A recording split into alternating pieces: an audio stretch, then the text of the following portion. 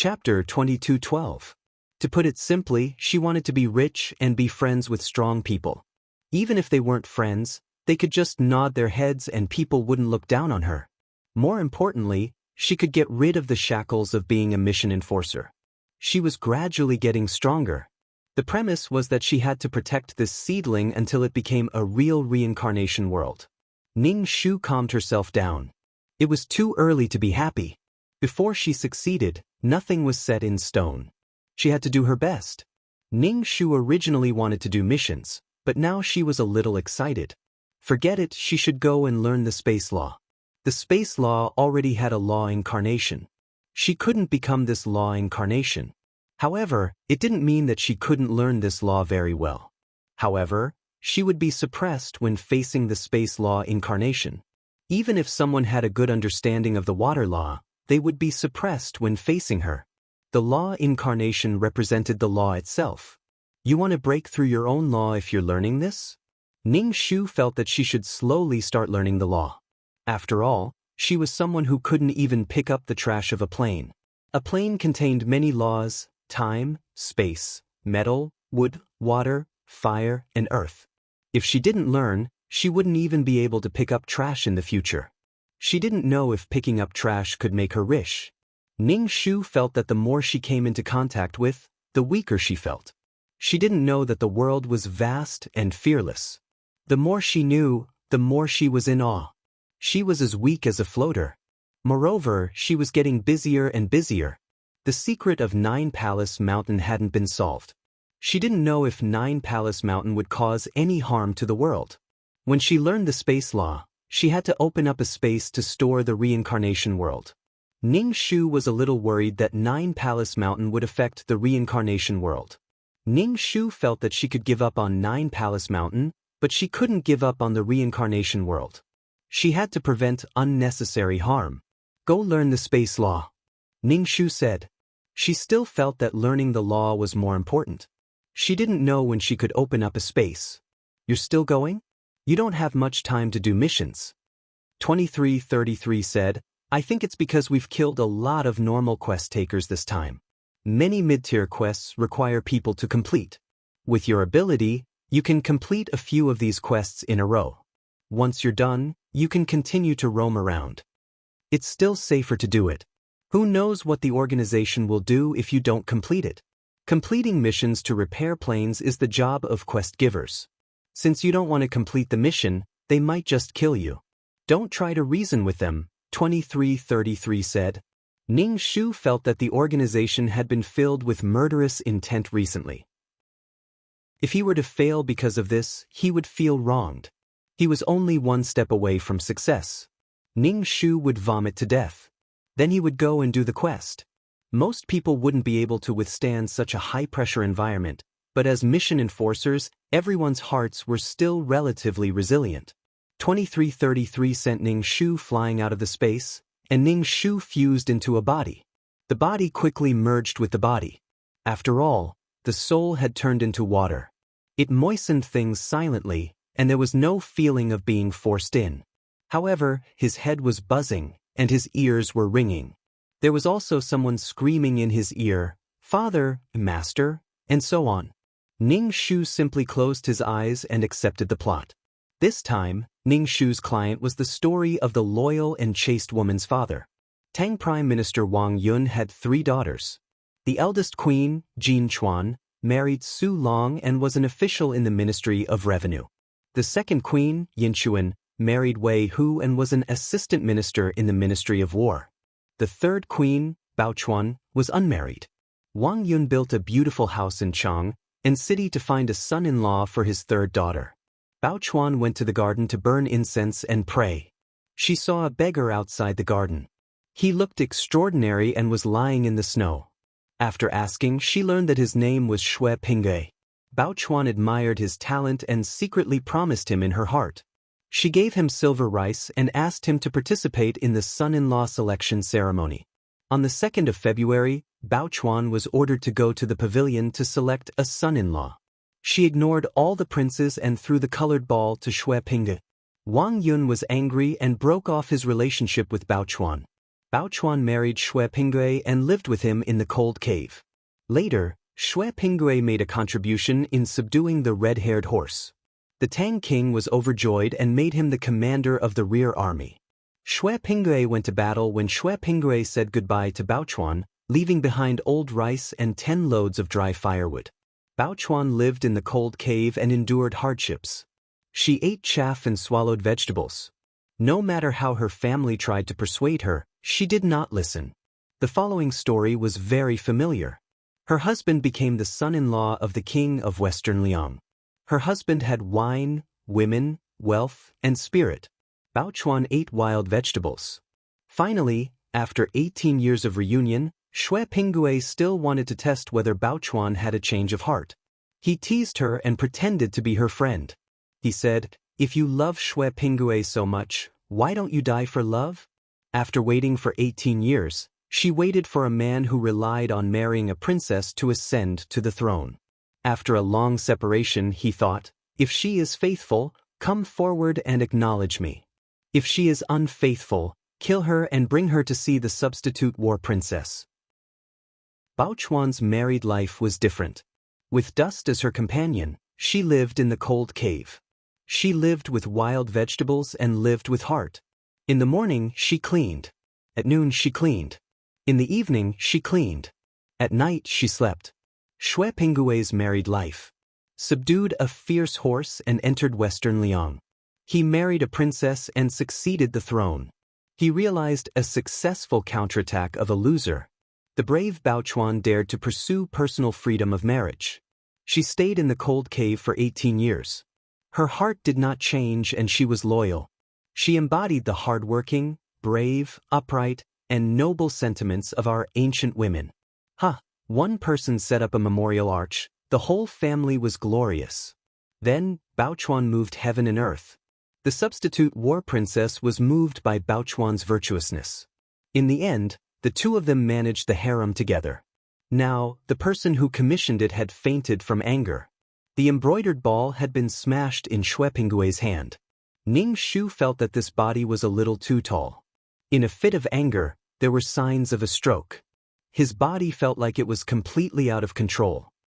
"Third sister, how can you be so angry at father? If anything happens to father, let's see how you explain it." A sharp female voice sounded. Someone wiped her sweat with a handkerchief. Ning Shu felt much better and slowly opened his eyes. He looked at the people around him and finally stopped at Bao Chuan's face. As expected, she was the most beautiful of his 3 daughters. "Have you thought it through?" Ning Shu got up. A maid helped Ning Shu put on his shoes. "Daughter has thought it through. Father, please grant me my wish. There are thousands of princes and princes. The colored ball will be single to Xue Pinglang. The embroidered ball will be married off to a chicken and a dog will be married off to a dog." Bao Chuan said sonorously. "Then you still want to sever your relationship with me?" Ning Shu asked calmly. If he was not agitated, his blood pressure would rise easily. "If father agrees, we will not sever our relationship. Father, you don't need to worry about me. You will sit with me. If mother passes away, daughter will wear mourning clothes. If father dies, Bao Chuan will not cry. If you don't agree, I will not wear mourning clothes for you when you die. I will not cry at your funeral." Ning Shu understood it this way. Chapter 22:15. Only a person who is waiting for a pie to fall from the sky will say that I have the beauty to fulfill someone else's wish. Such a thing will happen to a noble's family. If your daughter fights with her life and refuses to acknowledge you, she will marry a beggar. You won't have enough to eat, no clothes to wear, and no shelter from the wind and rain.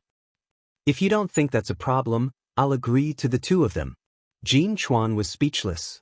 Jean Chuan's expression froze. She stared blankly and finally laughed bitterly. "Father, how are you and Su Long?"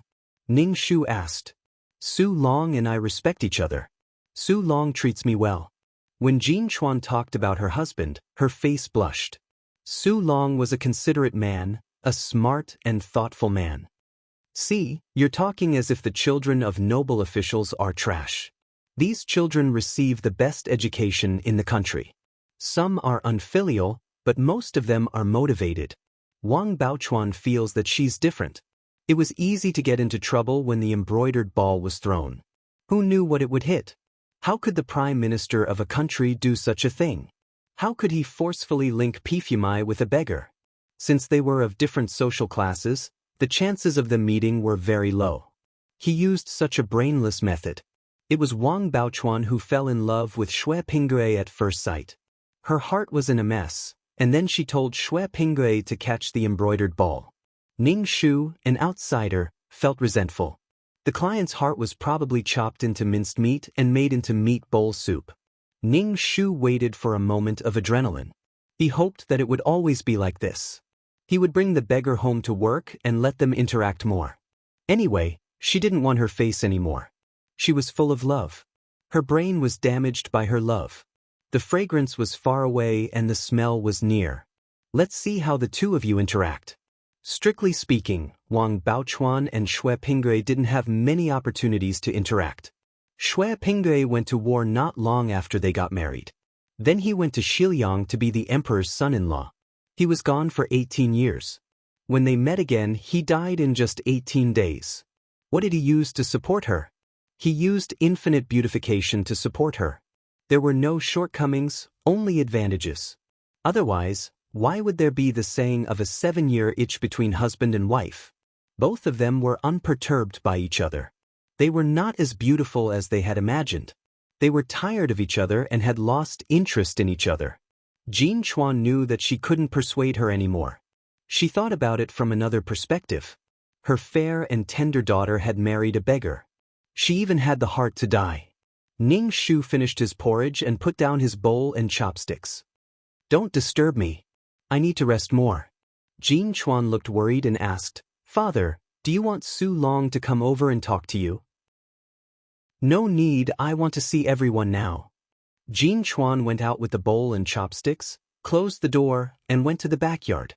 In the yard, she heard her mother crying with Baochuan in her arms, shouting, "Sweetheart," and "Son." Second sister Yin Chuan stood to the side, her face full of sarcasm and impatience, making her beautiful face appear somewhat harsh. The 3 daughters of the prime minister's residence were all very good-looking. However, Wang Yinchuan was sandwiched in the middle. Since ancient times, the second brother had always been ignored. Yin Chuan seemed to particularly hate her third sister, Baochuan, but Wang Baochuan always looked superior and didn't care about her. This made Yin Chuan target her more and more. "Jin Chuan, what did your father say?" Madame Wang hurriedly asked her eldest daughter. Jin Chuan shook her head. "Father is tired. He said he is not feeling well and is resting now." Jin Chuan looked at Baochuan, who was wearing a maid's clothes. There was only a simple hairpin on her head. She was still a beauty, but this made her look pure and untainted. "Father has already made the biggest concession. Third sister, don't make trouble anymore. Father said that he would wait for half a year. Why are you still crying to mother? Just treat it as half a year. Do your job well and be filial to father and mother." Wang Jinchuan frowned and said. Wang Baochuan felt that her eldest sister's attitude towards her was a bit strange. Everyone had always been gentle and considerate. If she could say such words, it meant that she was a bit angry. Wang Yinchuan pulled the corner of her mouth and said, "Third sister is hating to get married. She is afraid that half a year is too long. If something happens in the middle, father will go back on his words and not marry that extraordinary bumpkin." "Yinchuan, Baochuan is your younger sister. At this time, you still say such sarcastic words. Is this how an elder sister should act?" Madame Wang scolded. A trace of hurt flashed across Wang Yinchuan's face, but she said more harshly, "You treat her like a treasure. She is right in everything. She made father so angry that he fainted. Why don't you scold her? She wants to break off the relationship with father. Why don't you scold her?" Wang Jinchuan saw that the situation was about to get out of control again. She immediately pulled Yinchuan. Yinchuan shook off her hand and snorted and left the room. Madame Wang slapped her leg. "What a sin! She is so willful and unruly. Can't she be more sensible?" Jin Chuan said in her heart. No matter how willful she was more sensible than Baochuan. Jin Chuan sighed and said to Baochuan, "Do well. Let father see your determination. Serve father and mother well. She had to go back to her husband's house to rest. She was tired, but her father was even more tired. While Madame Wang was still talking to Bao Chuan, Jin Chuan left with the servant girl. Ning Shu sat cross-legged on the bed to cultivate.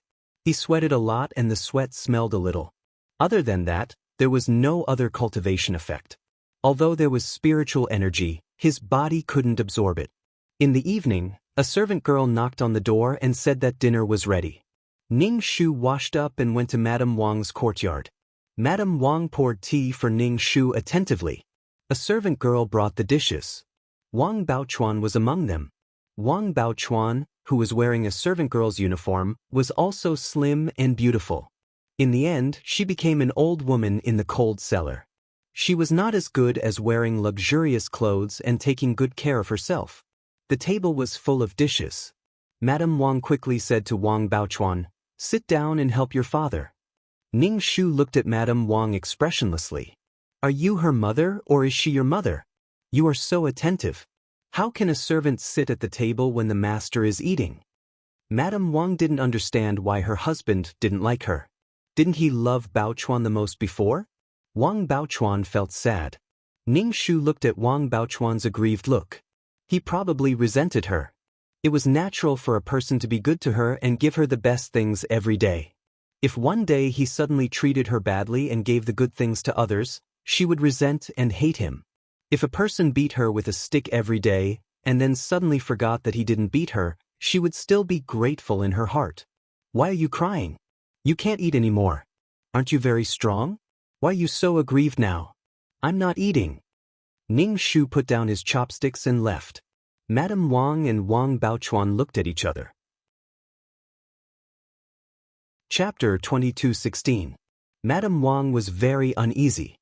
She said to Wang Baochuan, "Talk to your father and don't talk back to him. He's really angry this time." Wang Baochuan bit her lip, looking worried. Fortunately, Shui Lang would come to work in the manor soon. Wang Baochuan had many things to do every day. Washing clothes, doing all kinds of rough work, sweeping the floor and even pouring night incense. Wang Baochuan was so tired that she couldn't stand up straight. At night, she lay on the bed. The quilt was not the softest, and several servant girls slept in one room. There was a strange smell in the room, and there was no incense. Wang Baochuan gritted her teeth and persevered. Because of this incident, Ning Shu didn't want to go to court. He was sick, but it wasn't good. He tidied himself up and went to court. Of course, when he left court, he encountered political opponents who were gloating. They praised Ning Shu's beggar son-in-law for being extraordinary and said that Ning Shu was really an honest prime minister. There were also people who said, "Prime Minister, you don't look well. Why are you forcing yourself to come to court?" Ning Shu only said, "Taking a salary from the monarch and being loyal to the monarch, my matters are all small matters. The matters of the monarch and the people are the big ones." Some officials looked resentful. The eldest son-in-law, Su Long, and the second son-in-law, Wei Bao, walked over and cupped their hands to Ning Shu. "Father, are you okay?" Su Long had heard about the Wang family's situation from his wife. Wei Bao was a straightforward bad guy. He asked directly, "Which shameless thing has designs on Baochuan?" Ning Shu glanced at Wei Bao. Don't think that he didn't know that Wei Bao coveted Wang Baochuan's beauty. This was one of the reasons why he went against Shui Pinggui. Unfortunately for the second son, Wang Yinchuan, who looked arrogant, despotic, and mean, was an obedient person. She had never done anything out of line. In such an awkward position, her father neglected her, and her mother seemed to love her the most. Among the three daughters, Wang Baochuan was the most unfilial. However, the old couple loved Wang Baochuan the most. Or rather, she was fearless because she was favored. "Baochuan is my daughter, so I have to worry about her. Just treat Yinchuan well," Ning Shu said. Wei Bao rubbed his nose. "I will definitely treat Yinchuan well and make her look good in front of mother-in-law." Wei Bao also knew that his mother-in-law didn't like his wife. Ning Shu raised his eyebrows and smiled. The husbands chosen by the three daughters of the Wang clan were also compatible with their personalities. Perhaps Wang Baochuan thought that Xue Pinggui would be successful in the future and become an emperor. But he didn't have the life to enjoy such riches and honor. Ning Shu said, "Then follow me to my house for dinner." "All right." Ning Shu brought his two sons-in-law back to the residence and happened to see the butler bringing Xue Pinggui to the residence for work. Xue Pinggui was wearing a short coat with patches on it. He looked valiant and extraordinary, full of the domineering aura of the protagonist. Perhaps this domineering aura would make Wang Baochuan fall in love with him at first sight, making her fall in love with him. Perhaps it was the natural incompatibility between villains and protagonists, but Wei Bao immediately asked the butler, "Where did this bumpkin come from?" Wei Bao was indeed a brainless villain. His eldest son-in-law, Su Long, was wearing an official's robe and silently observed Xue Pinggui. In the second son's family, Yin Chuan was against Bao Chuan, while Wei Bao was against Xue Pinggui. The two of them were surprisingly united. Xue Pinggui was extremely embarrassed by Wei Bao's question. Su Long said to Ning Shu, "Father, let's go in." Ning Shu sized up Xue Pinggui and said to the butler, "Assign him something to do." Then he entered the residence. Wei Bao curled his lips and sized up Xue Pinggui contemptuously, his disdain evident in his words. Xue Pinggui really didn't know where to put his hands and feet, but his pride supported him as he walked into the courtyard. Su Long walked behind Ning Shu. He didn't understand what Ning Shu meant by bringing Xue Pinggui over and arranging for him to stay in the residence. According to his father-in-law's character, he would definitely cause a ruckus. It was said that he had already severed their father-daughter relationship 3 times. Why did he change his mind? Su Long pondered in his heart. When he saw that his sister-in-law had become a servant girl when the dishes were served, Su Long couldn't help but raise his eyebrows. Wei Bao's eyes were wide open. The flesh on his waist was twisted off by his wife, Yin Chuan. Only then did Wei Bao retract his gaze. Wei Bao still wanted to talk to Wang Baochuan, but Ning Shu coughed and looked at him with an extremely sharp gaze. Wei Bao trembled and immediately raised his wine cup to Ning Shu and said, "Father, a toast to you." Ning Shu raised his wine cup and took a sip. Wang Baochuan and the other servant girls were pushed out. She looked at the people in the room as if they were a family. She was just an outsider. Did her father sever their father-daughter relationship because of this? Did he want her to watch helplessly and feel upset? However, Wang Baochuan was very happy when she learned from the butler that Xue Pinggui had entered the residence. She did her best to freshen up. The butler arranged for Xue Pinggui to do menial chores such as chopping firewood and fetching water. Furthermore, servants were not allowed to enter the inner courtyard. It was not easy for servant girls and servants to meet. After the meal, the father-in-law and son-in-law went to the study. Su Long asked Ning Shu, "Father, why did you bring Xue Pinggui into the residence? Did you agree to third sister's marriage with him?" "Why would I agree? He's just a bumpkin. I heard that he used to be a beggar. How can such a person be worthy of Baochuan?" Wei Bao immediately asked Ning Shu, "Father, did you betroth Baochuan to such a person?" Ning Shu was rendered speechless. This was the first time he had seen such an elegant and refined villain. "Why don't you make the decision for me?" Ning Shu looked at Wei Bao. Wei Bao shook his head. No, father, you have the final say. Let's not talk about whether Xue Pinggui used to be a beggar or not. His character can't be guaranteed. It's always good to observe him. If his character is good..." Ning Shu shut his mouth. "No, it's just a delaying tactic to prevent them from getting married so quickly." After getting married, Xue Pinggui joined the army. Then, he subdued the red-haired horse and was fancied by Emperor Tang. He was given the military governor's office. He caught a horse and went straight from a small soldier to the central government. This promotion speed was simply like carrying a rocket launcher and reaching the sky in a single bound. He was invincible. Since he wanted to marry Wang Baochuan, then he had to wait for half a year. Well, you can't even wait for half a year? It seems that you don't want to marry Wang Baochuan. Also, Xue Pinggui had a birthmark on his body to prove his identity. At that time, Emperor Tang's brain was also cramped. He told his 2 pregnant concubines that whoever was born first would be the crown prince. Basically, it was obvious that the two concubines would have all kinds of friendly exchanges. Then, Shui Pingge, who was originally a son of the dragon, was stranded in the human world and relied on a woman to inherit the throne. If he didn't join the army, he wouldn't have caught the red-haired horse, he wouldn't have gone to Xilyang, he wouldn't have encountered a war, and he wouldn't have become the emperor's son-in-law. It was too easy to deal with a commoner. Chapter 22:17. Ning Shu felt that the mission this time should be a relatively simple one. It should be a low-level or high-level mission.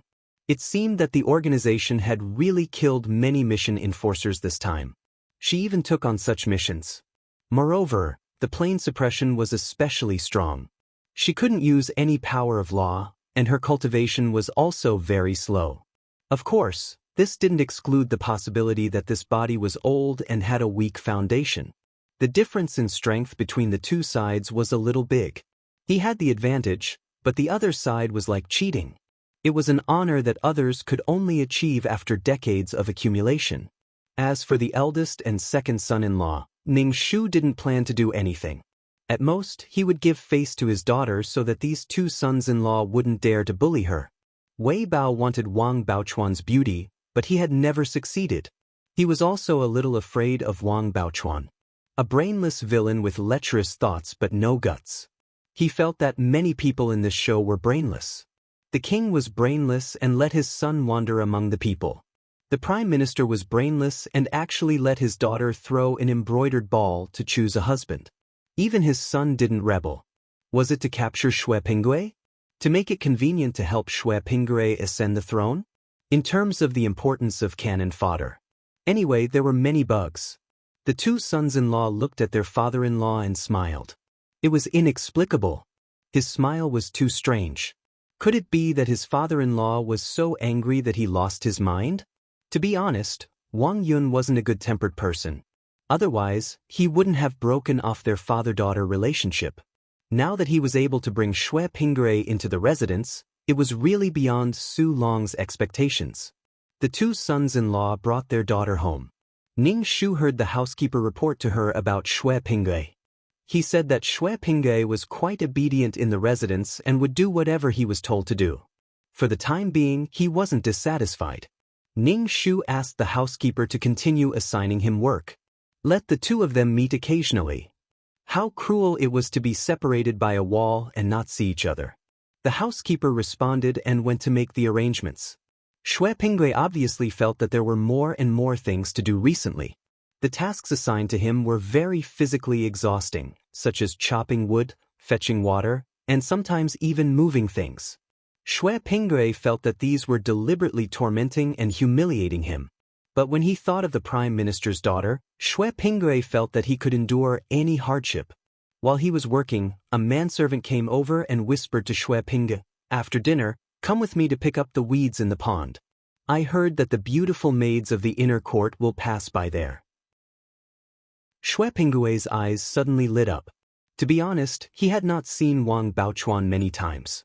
The first time, Wang Baochuan ran to him, asked if he had a wife, and then said that he must take over the embroidery house. In the end, the embroidered ball landed in his hands. Only then did he know that the Prime Minister's daughter was from the Prime Minister's residence. Originally, Shui Pingge thought that he had come to the Prime Minister's residence to meet the Prime Minister's daughter. He did not expect that he was here to be a manservant. Furthermore, he heard that the Prime Minister's daughter had become a servant girl. Maid. However, Shui Pingge didn't mind. After all, she was the young miss of the Prime Minister's residence. With this layer of blood relationship, the Prime Minister wouldn't do anything to her. Now, he was just punishing her. However, Shui Pingge hadn't been able to see her since he came to the mansion. Hearing that he could see Wang Baochuan, Shui Pingge was excited.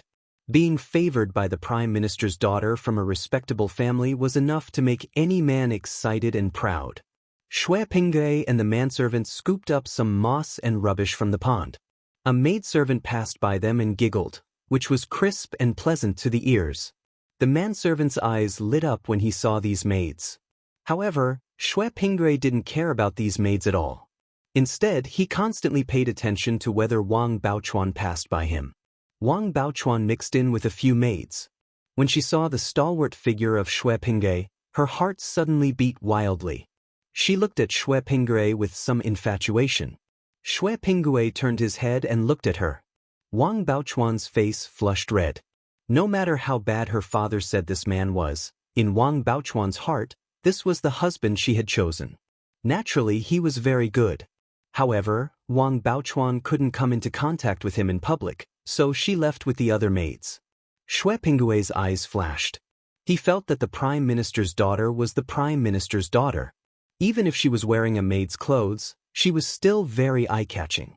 Her beauty was unparalleled, and she had a unique temperament. Xue Pingui said to the manservant beside him who smacked his lips and couldn't forget the maids, "I'm going to the toilet." "Okay, come back quickly. I can't finish so much work alone," the manservant said without thinking. Xue Pingui arrived at the entrance of the inner courtyard.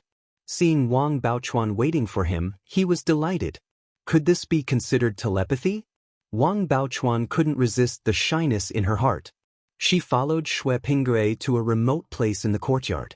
Then she anxiously asked Xue Pingui, "Are you okay? Did father make things difficult for you?" Every day he would do the lowest and most laborious tasks. Whatever was difficult, he would give it to her to do. Xue Pingui thought that the Prime Minister must want him to back off. However, looking at the beautiful Wang Baochuan, he said, "No, I'm fine." Wang Baochuan took a deep breath. "Since I threw the embroidered ball at you, I will only marry you. Father said that we will get married in half a year. Just hold on for half a year." Xue Pingui expressed his doubts. Half a year was too long. What would happen? Would Wang Yun really marry his daughter to him? When Xue Pingui arrived at the Prime Minister's residence, he had already heard the manservant say behind his back that he had great luck and guessed that he was so lucky. When he arrived at the Prime Minister's residence, he saw that it was so big. There were pavilions, artificial mountains, fish ponds, pavilions, and gardens. This was the most luxurious place Xue Pingui had ever seen. He was going to marry his daughter who lived here. Not to mention others, even Xue Pingui felt that it was a little unbelievable. This was something that could only happen in a dream. "Are you serious? Are you really willing to marry me?" Xue Pingui couldn't help but ask, feeling uneasy. "Of course I'm willing. I threw the embroidered ball at you. If you marry a chicken, you have to follow the chicken. If you marry a dog, you have to follow the dog. I will definitely follow you," Wang Baochuan said. "That's why it's good to get through this half a year." Wang Baochuan took out a sachet and took out a piece of jade from it. This piece of jade was made of two halves. When put together, they formed a whole piece of jade. Wang Baochuan gave half of the jade to Xue Pingui and kept the other half. "This is a token. Keep it well." Ning Shu, who was peeping with his mental strength, was speechless. This could be considered a private exchange. In this era, private exchange might be used to prevent some men from popping out of nowhere from taking a woman's private things and threatening her by saying that she had an affair with him.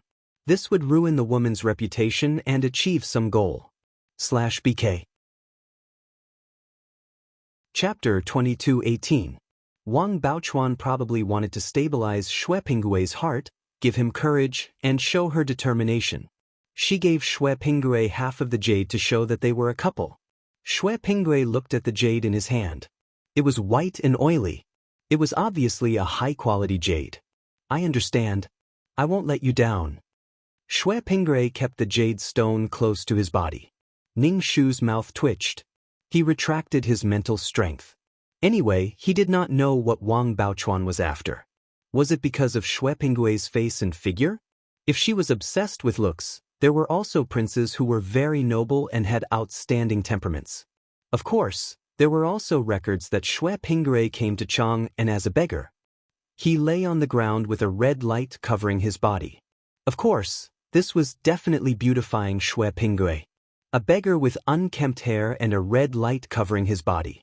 Perhaps Wang Baochuan thought that Xue Pingui was a dragon. Xue Pingui's parents were already dead. Was he begging because his adoptive parents were dead? Ning Shu was speechless. He asked the butler to arrange more work for Xue Pingui. This bastard was tired to death. He did not believe that he could persevere. Shui Pingui was now working a lot. He slept late and woke up early. He was as busy as a spinning top every day. Moreover, the servant in charge of the Prime Minister's residence did not treat him well. Shui Pingui was the main character. If someone treated him badly, he would definitely be angry. Moreover, it was deliberately targeting him. The two sides immediately fought. This matter was brought up to the head steward, who came to report it to Ning Shu. Ning Shu looked at Shui Pingui, who was beaten black and blue by the other manservants. Is it because you don't have enough food or clothes? You were originally a beggar. Now that you have work in the manor, you can support yourself, but you still cause trouble. What's wrong with being a beggar? A beggar is also a human. Shui Pingui looked at Ning Shu with suppressed inferiority. It was a cry that transcended time. Ning Shu said, "If you really can't survive and beg, it's fine. But for someone as big as you should feel honored to be given food." Even if Shui Pingui were to lay out a broken bowl or curl up into a ball, no one would sympathize with him. He was not pitiful at all. Shui Pingui was certain that Ning Shu was humiliating him, so he straightened his neck.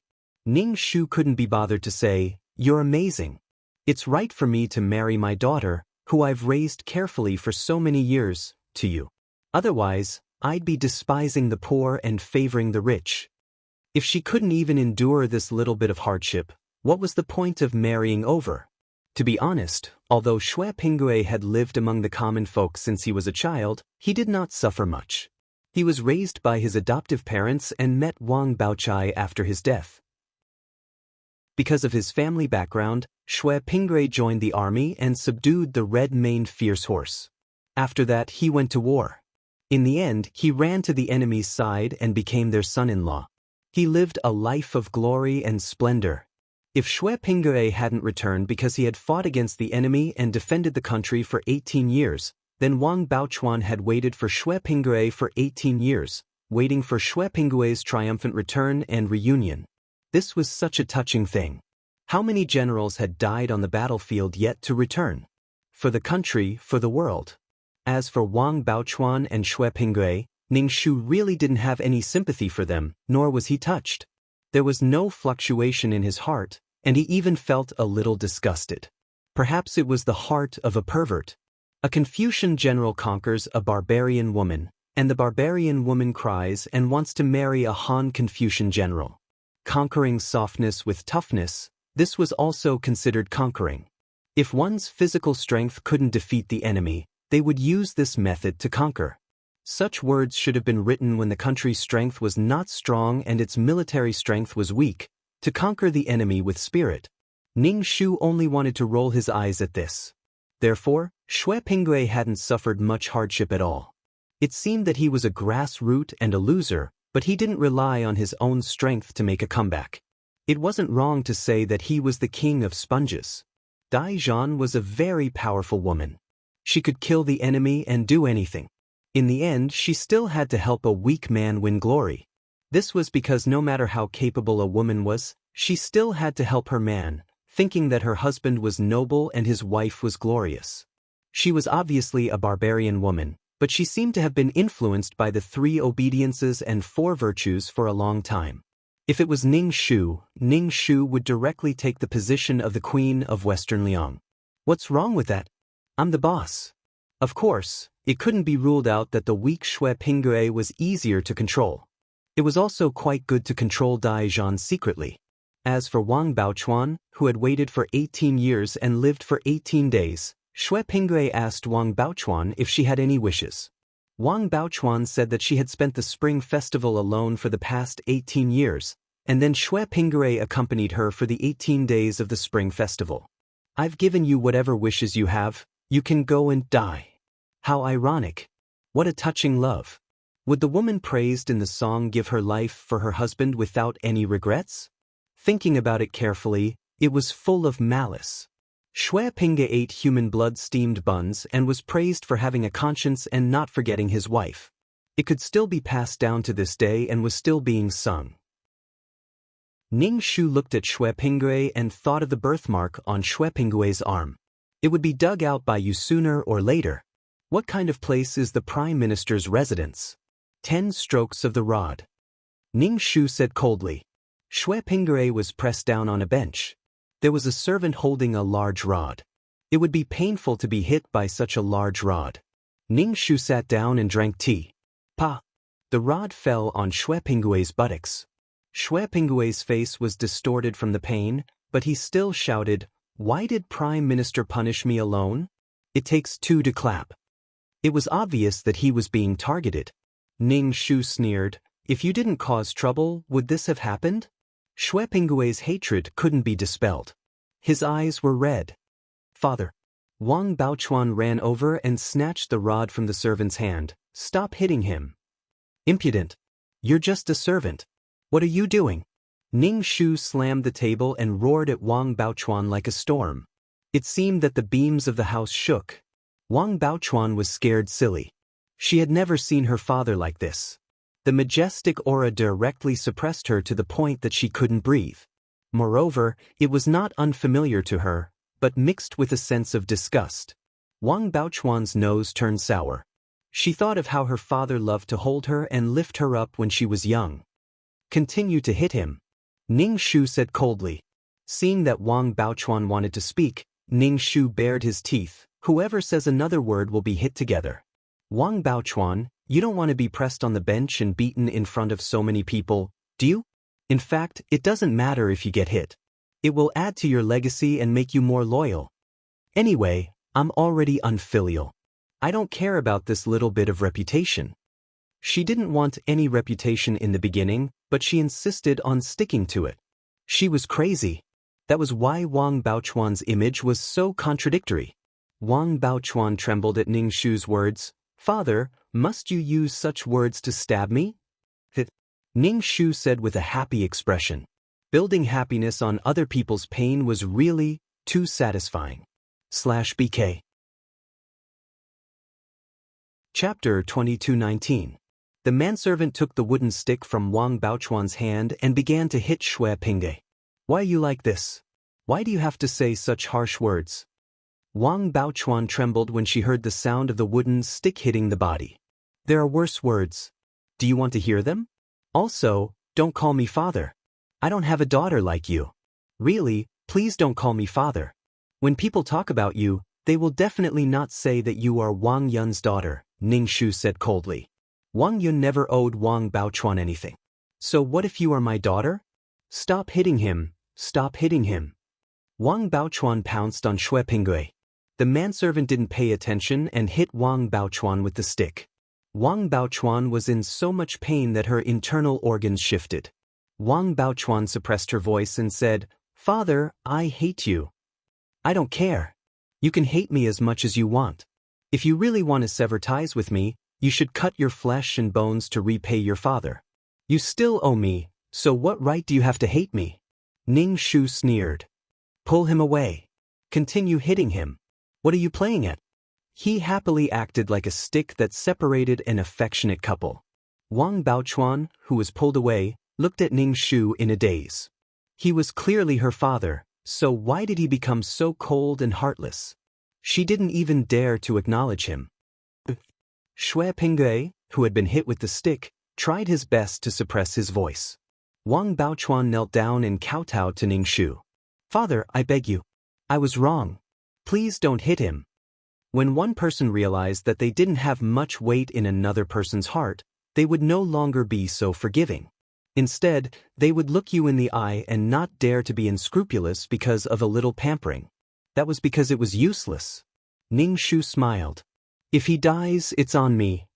"Father?" Wang Baochuan felt as though she had been struck by lightning. She stood there in a daze. She then saw Shui Pingue use more force and speed. If this continued, Shui Pingue's legs would be crippled and he would lose his life. Father, you're using private punishment. You're breaking the law." Seeing that Ning Shu was unmoved, Wang Baochuan could only resort to this method. "You are the prime minister of a country. You are breaking the law knowingly." "Indeed, but this servant stole something from the master's house. It wouldn't be too much to send him to the authorities and chop off his hands." Ning Shu sat on the chair and said coldly, I didn't steal anything, Xue Pinggui shouted hoarsely. His face was deathly pale, and the veins on his forehead were exposed. Search for the jade pendant on his body. How can a servant like you have such a good jade? The servant found a piece of jade on Xue Pinggui's body. This piece of jade was strung together with a red thread and worn around Xue Pinggui's neck. Where did this jade come from? It belongs to the Prime Minister's residence. Ning Shu immediately confiscated the jade. Seeing Xue Pinggui wearing the jade pendant so closely, Wang Baochuan was both touched and sad. She was sad that her father was so angry because of the jade pendant. He caused Xue Pinggui to suffer such humiliation. Father, I gave this to him. He didn't steal it. Wang Baochuan said. Ning Shu directly smashed the jade pendant into pieces. Shut up. Continue beating. Xue Pinggui was beaten until his flesh was lacerated. He gritted his teeth and suffered bitterly. He looked at Ning Shu with hatred in his eyes. He also had some complaints about Wang Baochuan in his heart. He didn't want to be the son-in-law anymore. Why was he being humiliated like this? Ning Shu's actions were much more vicious than Wang Yun's. Now, Xue Pinggui hated him to death in his heart. He wanted to turn Ning Shu into ashes. Ning Shu didn't care about this at all. Perhaps Wang Baochuan was afraid that Xue Pinggui would be disheartened or that Xue Pinggui's body would suffer too much damage. She directly stacked on top of Xue Pinggui, and the board fell on Wang Baochuan's body. The manservant looked at Ning Shu. He dared to hit Xue Pinggui, but he didn't dare to hit the young miss. Although the master looked very angry now, they were father and daughter. If he were to cause trouble for him, he wouldn't even know how he died. Beat her. I guarantee you'll be fine. Ning Shu said indifferently. Wang Baochuan was angry and anxious. The board fell on Wang Baochuan's body, causing her to break out in a cold sweat. Xue Pinggui, who was pressed under her body, said, Get off me. I won't. Ning Shu clearly saw Xue Pinggui heave a sigh of relief. From the details, he could tell his character. If Xue Pinggui really cared about Wang Baochuan, he wouldn't have allowed her to be hurt like this. Madame Wang was escorted by maidservants. She cried and shouted, Stop beating her. Stop beating her. Master, why are you so cruel? Do you want to beat Baochuan to death? Baochuan is our child. Madame Wang looked distressed. Here it comes again. He's being cruel again. She's your child, not mine. It doesn't matter anymore. Ning Shu said coldly. Madame Wang didn't know what to do. On one side was her husband, and on the other was her daughter. Father, let him go. Wang Baochuan said to Ning Shu. I won't. What are you going to do? Ning Shu even curled the corners of his mouth. If it were Wang Yun, he would definitely compromise. However, she wasn't related to Wang Baochuan by blood. Since she was entrusted with the task, she didn't care about others. Father, are you forcing me to die? I'll return my life to you. Wang Baochuan stood up. Her face was stubborn and her expression was unyielding. If anything happens to Xue Pinggui, I'll be Xue Pinggui's woman in life and Xue Pinggui's ghost in death. Ning Shu patted his chest. I'm so scared. Then go die. Master! Madame Wang shouted sharply. Wang Baochuan was hot-headed. She was worried about Xue Pinggui, and because of her father's attitude, that cold and malicious ridicule, Wang Baochuan really slammed into the wall. Before anyone could react, Wang Baochuan slammed into the wall and fainted. Her body went limp and fell down along the wall. With a bloody hole in her forehead, Madame Wang was so frightened that she almost fainted. Ning Shu walked over. Wang Baochuan opened her eyes slightly and saw Ning Shu. Ning Shu's face was still cold. You're not dead. Wang Baochuan fainted. The scene was chaotic. Madame Wang was crying her heart out. Ning Shu sneered in his heart.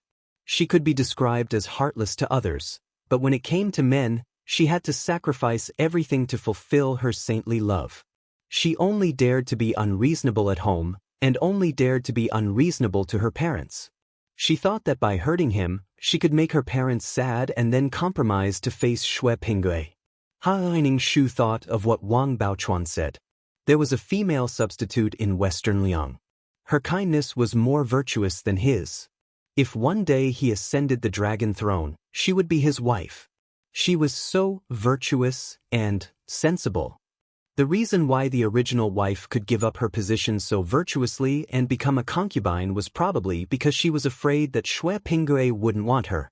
Therefore, she was so humble. Chapter 2220.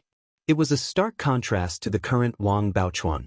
Could it be that 18 years of living in the cold cellar had worn away Wang Baochuan's temper? Xue Pingue did not expect the young miss of the Prime Minister's residence to be so unyielding. She was so determined to be with him that he fainted. Ning Shu did not pay attention to Wang Baochuan's situation at all. Instead, he asked the servants to carry Xue Pingue into the room. He then asked the servants to sweep the charcoal before placing the engraved iron plate in the fire. The word on the iron plate was steel. The iron plate was red hot.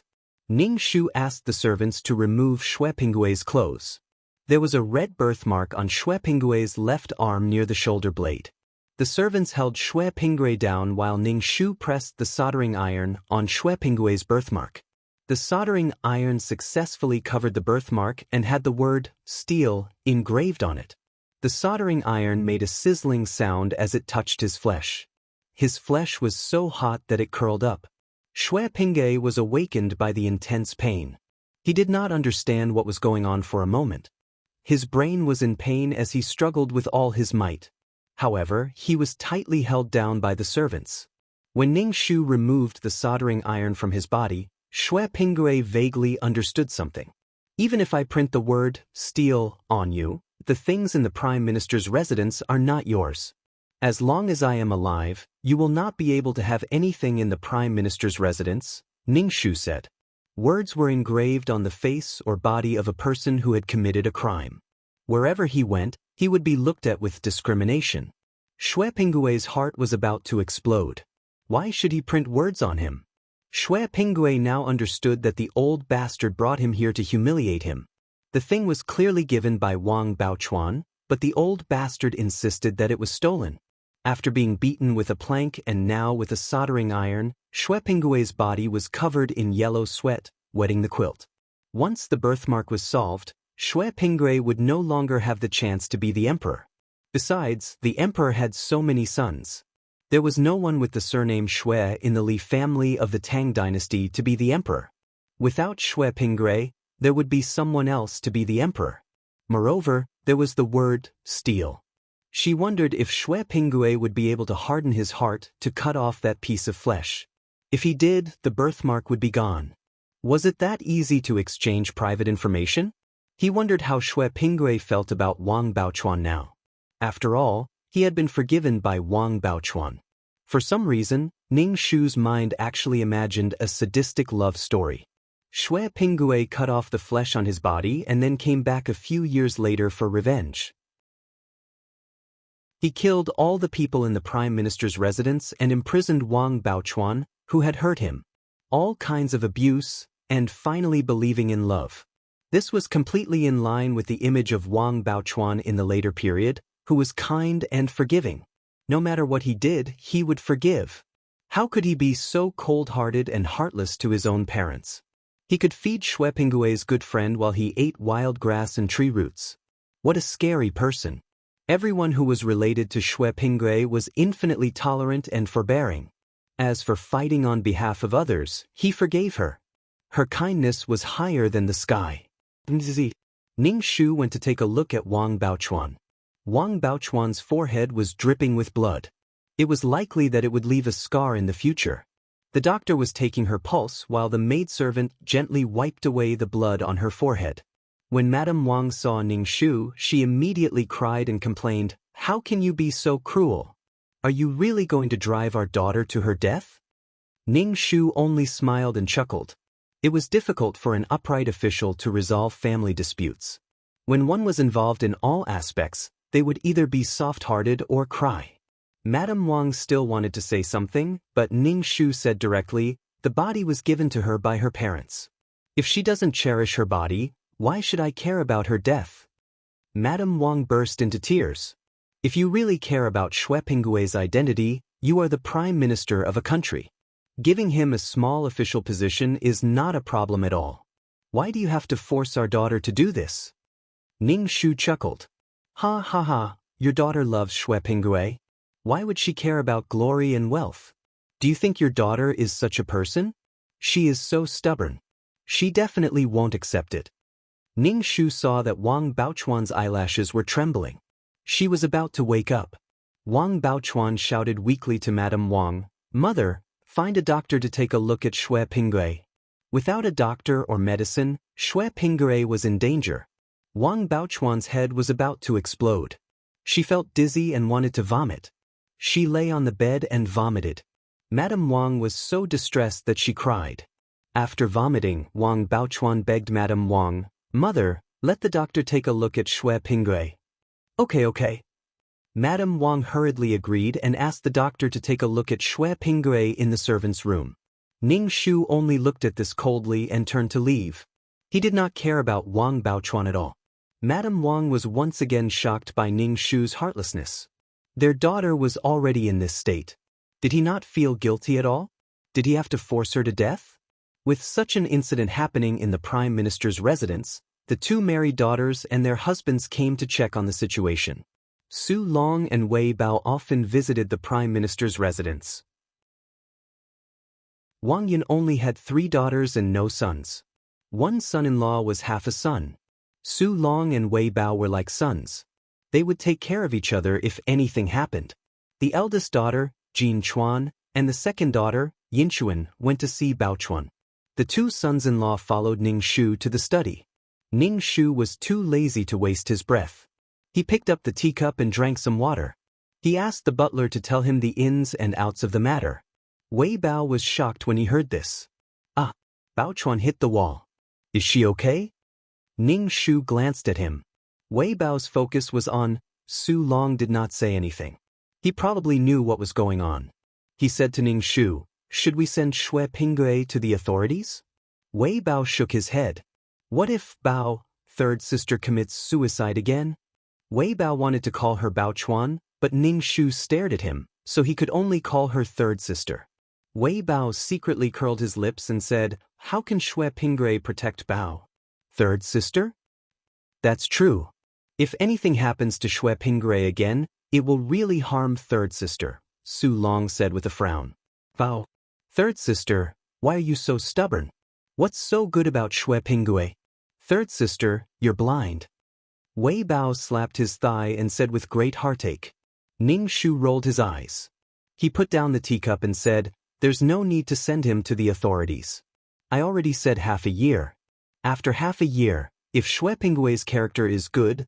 The 2 sons-in-law looked at each other. Su Long felt that his father-in-law wanted to keep Shui Pingue at home and slowly torture him. Wei Bao widened his eyes and looked indignant. His lips moved slightly as he mumbled something. If he was sent to the authorities, Shui Pingue would no longer be under her watch. Chapter 22-22. It's good that you're fine. Wang Baochuan heaved a sigh of relief. As she was injured, she didn't have the strength to speak. Wang Baochuan almost begged Shui Pingue, "Bear with it for a while." Shui Pingue really wanted to say, "How about branding your body with a branding iron?" However, he couldn't say such words. After all, she was the daughter of the Prime Minister. She definitely couldn't stay here any longer. If she stayed any longer, she would definitely be tortured to death by that old bastard. However, it was easy to enter, but it wasn't easy to leave. He still needed Wang Baochuan's help. Shui Pingue sprawled on the bed and said to Wang Baochuan with difficulty, "I think the Prime Minister will definitely not agree to our marriage. My status is too inferior to yours. I want to join the army. After I make a name for myself, I'll marry you openly." This. Wang Baochuan was a little hesitant. Although she was hot-headed, half a year wasn't considered long when compared to the time she didn't know how to make a name for herself. "I really can't give you anything if I continue like this. I thought about it, and this is the only way I can marry you." Shui Pingue said. "Please believe me. Believe me." Shui Pingue repeatedly promised Wang Baochuan. He wanted to move his body, but he pulled at the wound on his buttocks. He grimaced in pain and didn't feel too good. Wang Baochuan hurriedly said, "Don't move." Wang Baochuan thought about it. Her father would definitely target Xue Pingui in the Prime Minister's residence. Only by letting Xue Pingui leave the Prime Minister's residence could Xue Pingui not be harmed. Back then, her father retreated in order to advance, catching Xue Pingui like a turtle in a jar. Even if Xue Pingui really died in the Prime Minister's residence, it wouldn't cause any waves. Even if it was for Xue Pingui's life, she couldn't let Xue Pingui stay in the Prime Minister's residence. "You have to come back. I'll think of a way to let you leave the Prime Minister's residence." Wang Baochuan gritted her teeth and said, "Thank you." Xue Pingui hurriedly thanked her. Madame Wang chased after her and cried at her daughter, "Your injuries haven't healed. Why are you running around outside? What if you get caught in the wind?" "Mother, let Xue Pingui leave the Prime Minister's residence." "I beg you, Mother." Wang Baochuan cried as she knelt down in front of her mother. "You're going to cancel the engagement, aren't you?" Madame Wang asked happily. It would be even better if her daughter could come to her senses. Now that the family was in a mess, Madame Wang still hoped that her daughter would find someone with a similar family background. At least, she wouldn't have to worry about food and drink. Living was a problem for someone like Xue Pingui. "No, I will only marry Xue Pingui for the rest of my life," Wang Baochuan said firmly. Madame Wang's breath was stuck in her throat, and she was so choked that she rolled her eyes. "Then why did you send Xue Pingui away? Aren't you afraid that he won't come back after leaving? Are you going to keep waiting for him?" Madame Wang almost vomited blood. She helped Xue Baochai because she was her daughter, the daughter she loved dearly. Her heart softened, but it didn't mean that she didn't know what her daughter would face in the future. "Did you hit your head?" Madame Wang was both angry and anxious. She held her head and complained of a headache. Jean Chuan watched from the side. Things were really inexplicable. What was third sister doing now? Jean Chuan didn't suffer from migraines, but now she felt that her head was about to explode. She went back to her husband's house to rest. Su Long asked about the situation in the Prime Minister's residence. Jean Chuan sighed and told him about it. Su Long said, "Don't interfere in this matter. This is between third sister and father-in-law." "I only know." Madame Wang had no choice. Wang Baochuan begged her like that and cried like that. Her body couldn't take it. Therefore, Madame Wang sent someone to send Xue Pingui out. However, when they reached the door, they were stopped by the guards. They said that Xue Pingui was still a guilty slave of the Prime Minister's residence, so he couldn't leave. Therefore, Xue Pingui could only be carried back and lie on the bed to recuperate. Madame Wang told Wang Baochuan that Xue Pingui wasn't sent away because the old master didn't allow him to leave. Wang Baochuan held her head anxiously. She felt that the wound on her forehead was throbbing with pain. She felt that blood was flowing out, and the cloth was wet and sticky. Father. Wang Baochuan got up to look for Ning Shu.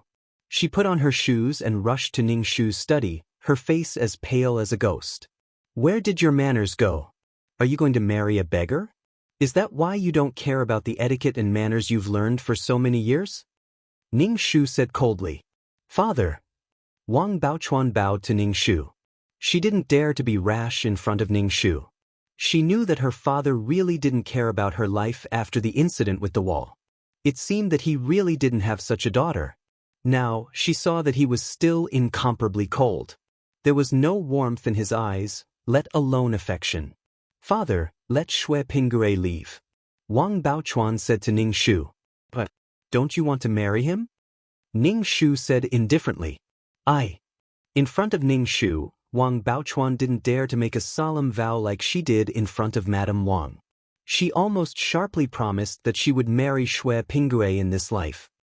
"Xue Pingui wants to join the army and earn military merits," Wang Baochuan whispered. Ning Shu snorted. "Why do you want Xue Pingui to join the army? Military merits aren't that easy to earn. It's very likely that he'll die on the battlefield." "You want to marry a general? Xue Pingui said that he'll come back and marry me when he has military merits." Ning Shu didn't hide his disdain and ridicule. "Wang Baochuan, why do you hate the poor and love the rich so much?" Wang Baochuan's face was full of question marks. How did she hate the poor and love the rich?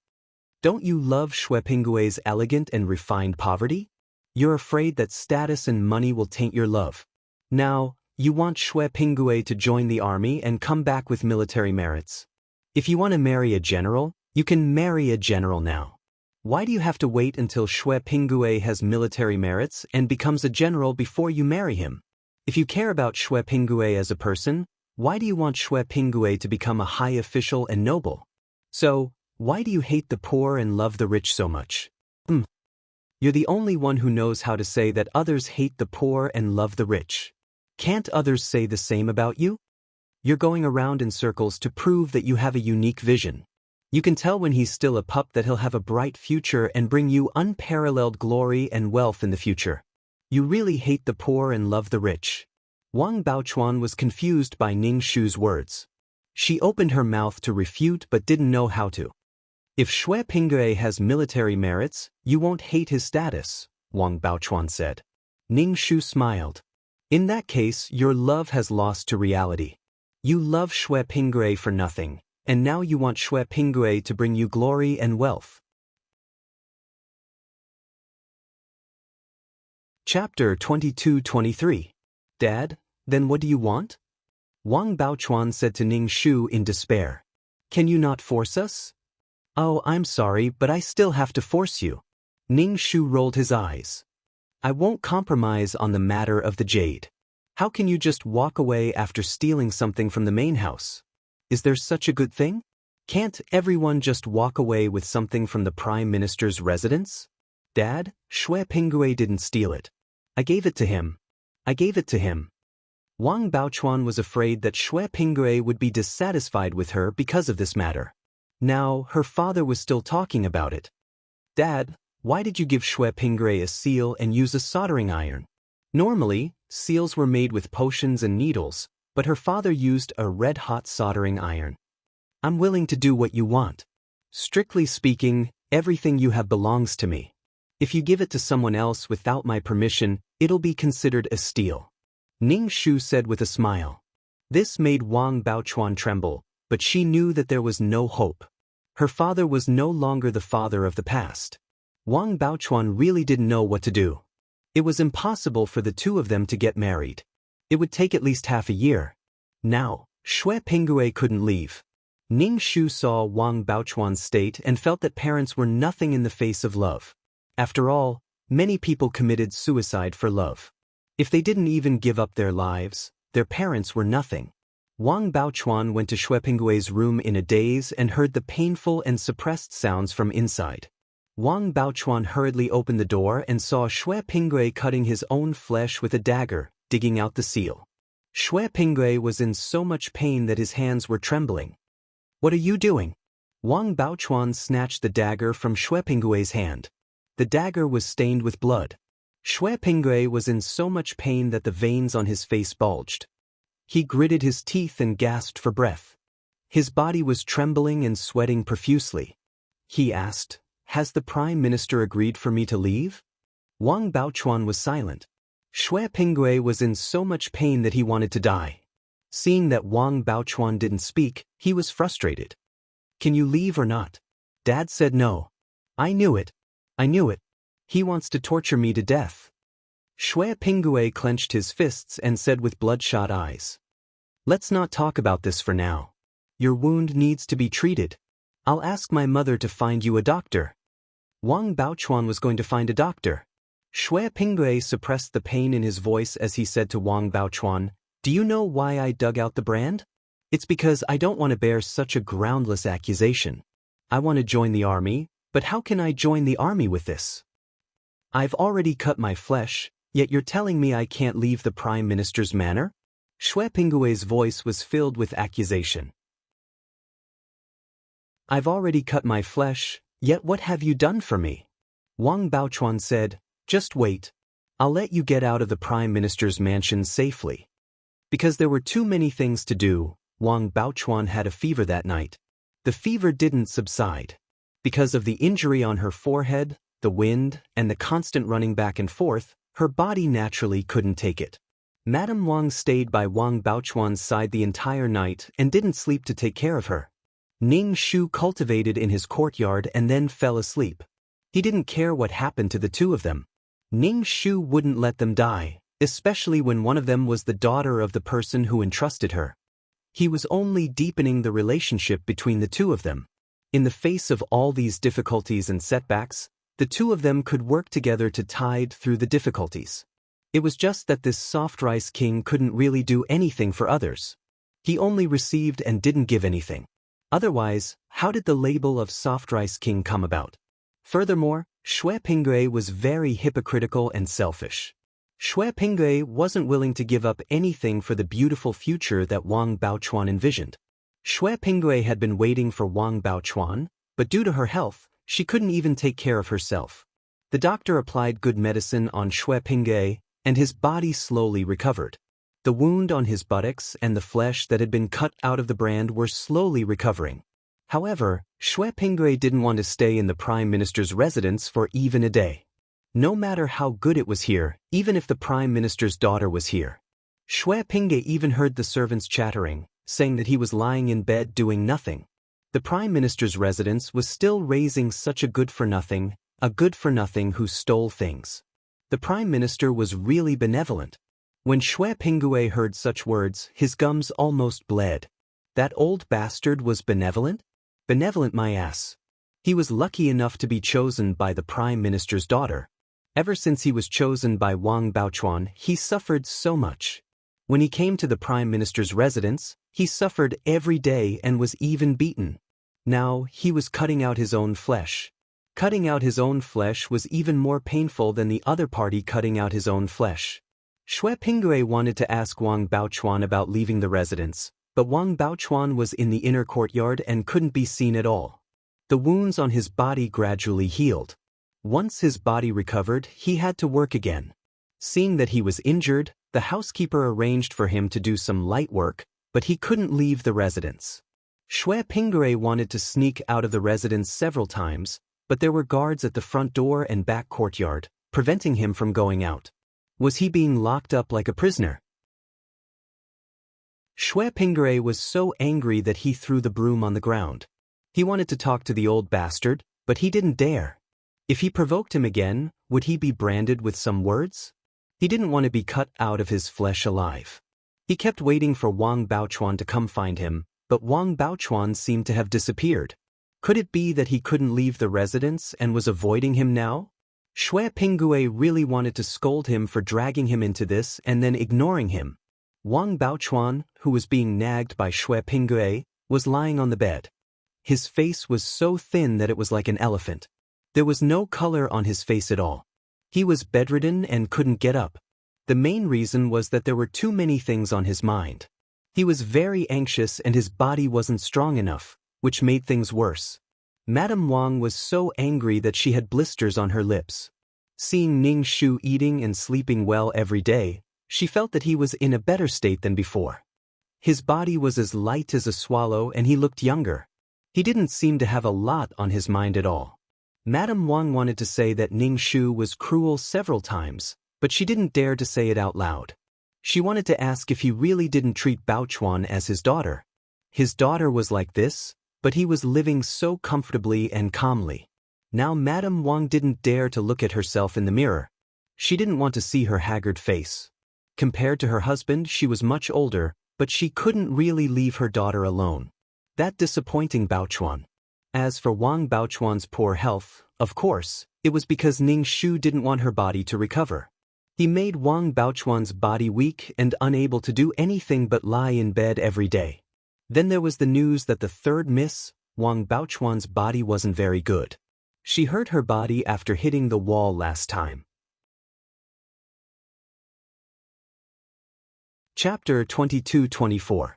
Wang Baochuan was bedridden while Xue Pinggui was doing manual labor every day.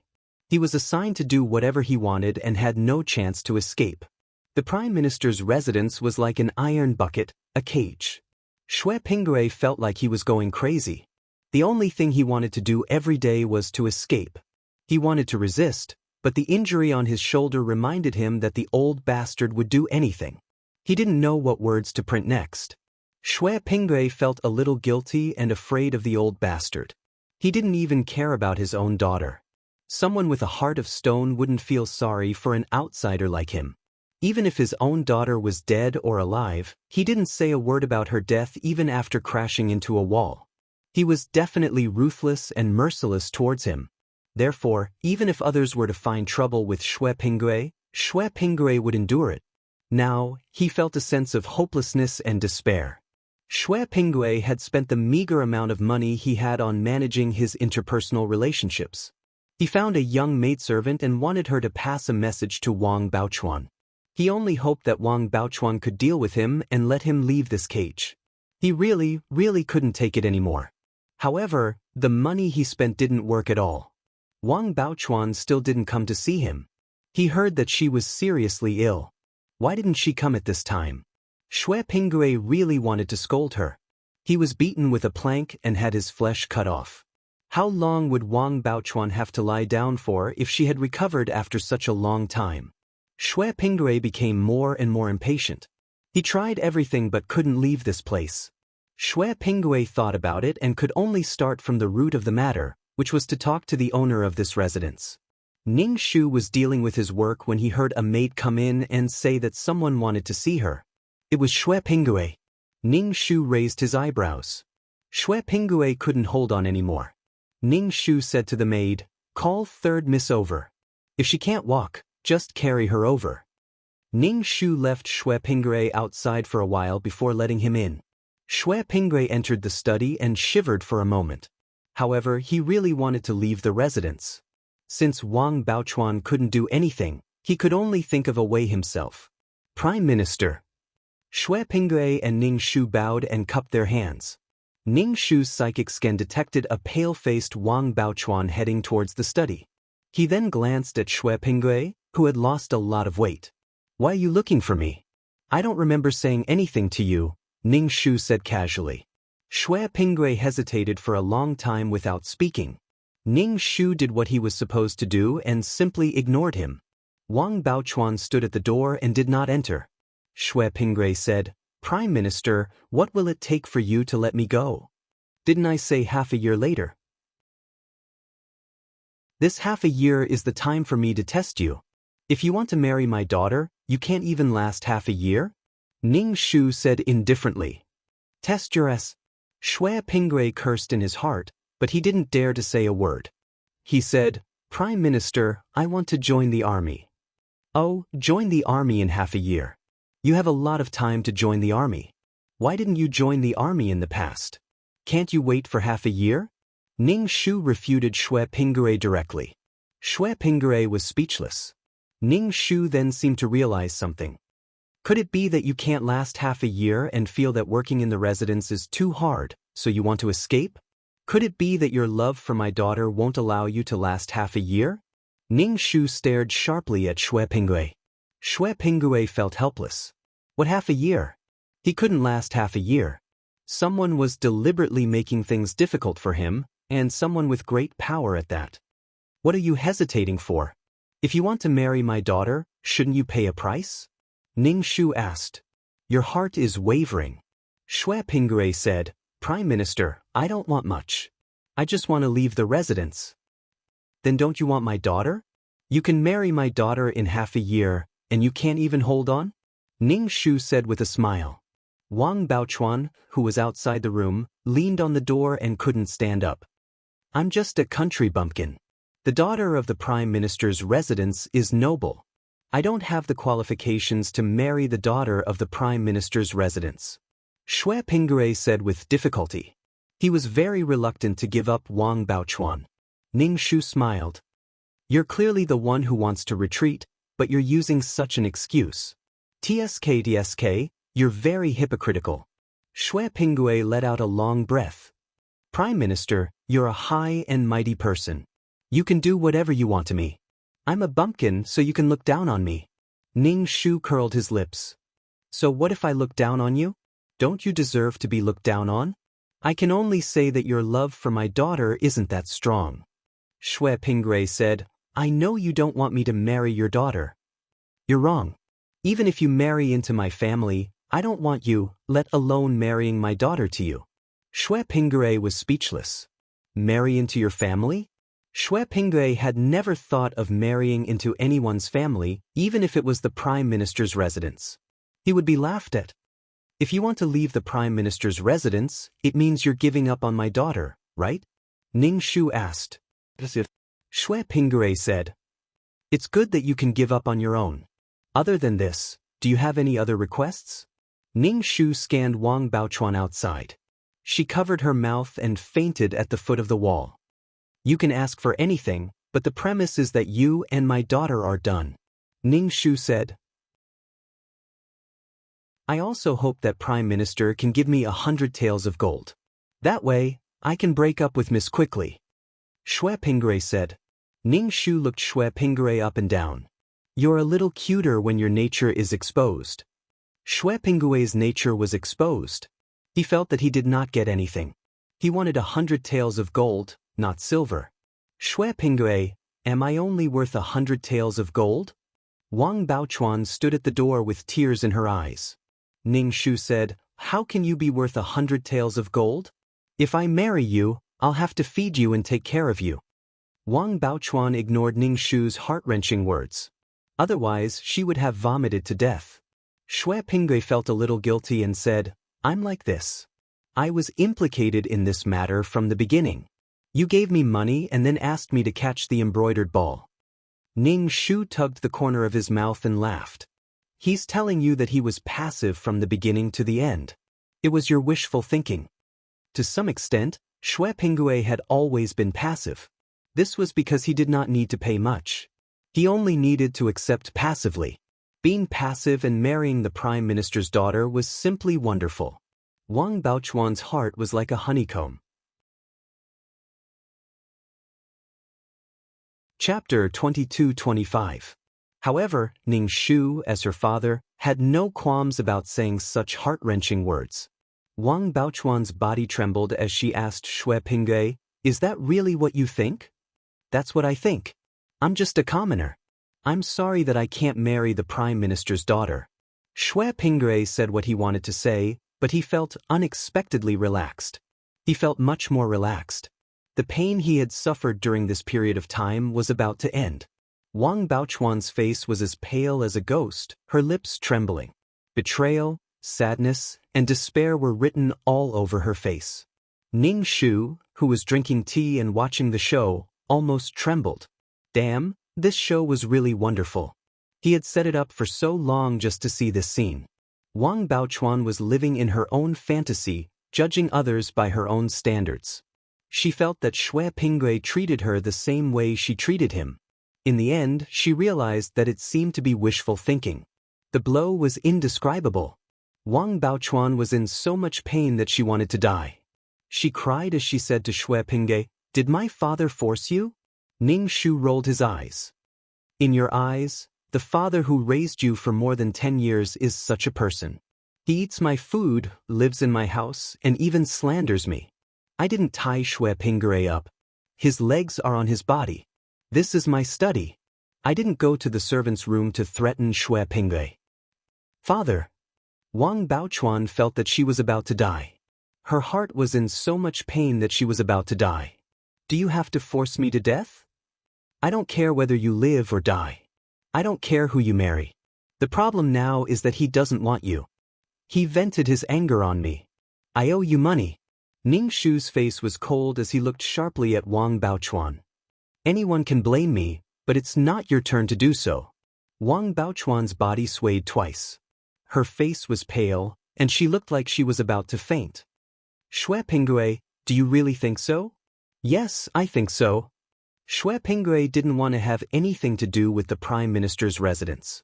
Wang Baochuan's eyes rolled back and she fainted. Ning Shu let the maidservants help her away.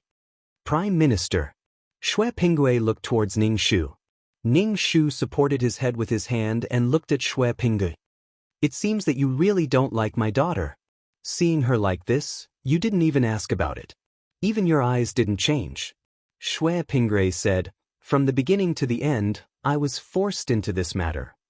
I asked you to pick up the embroidered ball, So just do it. Aren't your hands growing on your body? Ning Shu rolled his eyes. You are very innocent, aren't you?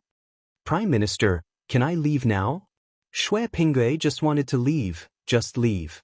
You've already sold yourself to the Prime Minister. Ning Shu said with a faint smile.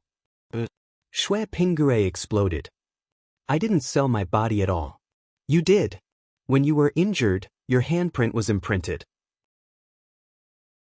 You've already sold yourself to the Prime Minister's residence, so you can't leave. Ning Shu took out the slave contract. Your slave contract. Old bastard, why did you sign the slave contract when I was unconscious? Shui Pingwei was furious. He wanted to snatch the slave contract, but Ning Shu put it in a box. Now you can't leave for the time being. Moreover, Baochuan's health is not good. If you leave, she will definitely die. So, you have to stay in the Prime Minister's residence, at least until my daughter's health is better. Ning Shu said in an indifferent tone. Shui Pingwei was so angry that he was like a trapped beast in a cage. He panted heavily and looked at Ning Shu with bloodshot eyes. There was an uncontrollable hatred in his eyes. After Wang Baochuan returned, her body's condition took a turn for the worse. Her high fever did not subside. It seemed that a coffin was about to be prepared. Her 2 daughters and son-in-law rushed back. The servants tidied up a room for them to stay in. Anyway, the Prime Minister's residence was in a mess. When Madame Wang heard the doctor say that her daughter's condition was very bad and that the fever would not subside, she felt like her head was about to explode. Madame Wang was so anxious that she had a headache. Ning Shu begged, let Shui Pingwei come over and talk to her. Let her endure it. Old master, I can't lose my daughter. Ning Shu said indifferently, so what if he talked to her? So what if she endured it? If she wakes up, she will have to face another blow. What's the point? Why are you so cruel? Now the child can't endure it. If she can't endure it, do you really want to see her die? Madame Wang hammered her chest and said painfully. Ning Shu sat by the bed and said indifferently to Wang Baochuan, it's fine. If you die, I'll let Shui Pingwei build a coffin for you. Madame Wang was speechless. Old master, what are you saying? Madame Wang nearly fainted. What do you mean by building a coffin? Am I not good to her? If she dies, will I let the person she likes be buried with her? Ning Shu asked Madame Wang. What's important is the child's life. It's not a burial or a funeral. Old master, if the child dies, she can't accompany us, Madame Wang said bitterly. Then what should I do? I'm not a doctor. I can't treat her. If she doesn't want to live, I'll fulfill her wish, Ning Shu said. Madame Wang burst into tears as she grabbed Wang Baochuan's hand. She cried that Wang Baochuan was ruthless and that Ning Shu was ruthless as well. They were all ruthless and wanted her life. Ning Shu pretended not to hear her. Seeing that it was late and it was time to return to bed, he said to Wang Baochuan, who was feverish on the bed, don't worry. Daddy loves you so much. He will definitely fulfill your wish. Since we can't be together in life, your wish will be fulfilled in death. Madame Wang was rendered speechless. Madame Wang was nearly blind from crying. She didn't know what to say. None of them had left her heartbroken. Old master didn't treat Baochuan as a daughter at all. Therefore, he still had the heart to fulfill his daughter's wish when faced with such a daughter. Wang Baochuan's fingers moved as her eyelids trembled in an attempt to wake up. However, she ultimately didn't wake up. Her body was probably too uncomfortable. Ning Shu said to everyone, I'm going to bed. Don't disturb me if there's nothing important. Everyone was rendered speechless. The 2 daughters looked at Ning Shu in horror. Wang Yinchuan looked at him with a look that said, Dad, are you serious? Ning Shu rubbed his waist and left under everyone's gaze. Madame Wang and her 2 daughters stayed by the bed. After staying up all night, Wang Baochuan finally pulled through. When Ning Shu heard that Wang Baochuan had woken up, he deeply suspected that Wang Baochuan had managed to pull through after hearing about Shui Pingwei being buried with her. Whether Wang Baochuan died or not was none of Ning Shu's business. However, when Wang Baochuan woke up, Madame Wang collapsed. She was overjoyed and overjoyed. Coupled with her physical exhaustion, she was so angry that her heart was attacked. Ning Shu asked people to take good care of Madame Wang. Ning Shu still did his best to take care of Madame Wang. He often visited her and asked about her health. Chapter 22-26. Madame Wang was seriously ill this time and couldn't even get out of bed. Her 2 daughters stayed by her bedside to fulfill their filial piety. In any case, Madame Wang had been devastated during this period of time. Raising a son hastened aging, raising a daughter hastened aging as well. Caring and caring were all fairy tales. Fairy tales were all lies. Behind every unparalleled love, there was a pair of canon fodder parents. Parents were the biggest enemies of love. Xue Pingre was still doing the dirty work every day. He was teased and humiliated by others. Xue Pingre wanted to resist, but he couldn't. He was alone and a beggar. How could he resist? How could he leave this place? Xue Pingre, there's a letter for you. The servant girl secretly passed a note to Xue Pingre. Xue Pingre opened the note and saw that it was from Wang Baochuan. She questioned him, asking why he gave up this relationship. Xue Pingre was so annoyed that he wanted to die. He couldn't get out, but this young miss of the Prime Minister's residence still came to find trouble with him. Now, many servants of the Prime Minister's residence had joined forces to make things difficult for him. They were jealous of him for being able to gain the favor of the young miss. Now, this young miss of the Prime Minister's residence came to ask him. The young miss of the Prime Minister's residence didn't have to worry about food and drink. She could be sad every day. She already said that she didn't want to get married. Could it be that the young miss of the Prime Minister's residence couldn't get married? Xue Pingre was annoyed that Wang Baochuan kept looking for him like this. Did she know how much trouble she had caused him? Because of this, these servants found him more and more unpleasant. This was the rhythm of wanting to kill him. Xue Pingre only wanted to leave this place. Leave. After Wang Baochuan could get out of bed, she went to find Xue Pingre and asked in a sobbing voice, "What did I do wrong to you? Why are you doing this to me?"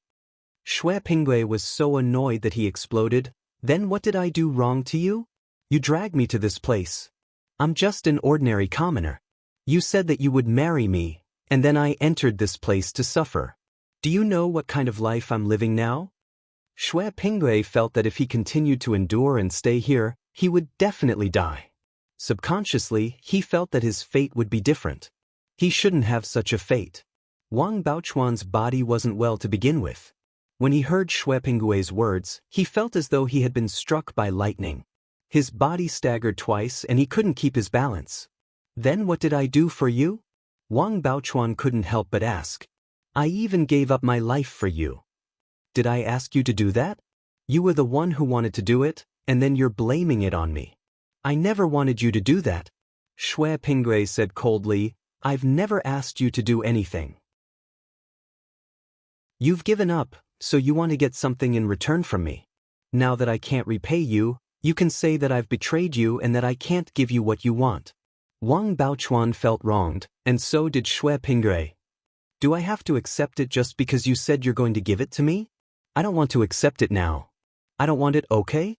Xue Pingre said in a low voice, his tone full of annoyance.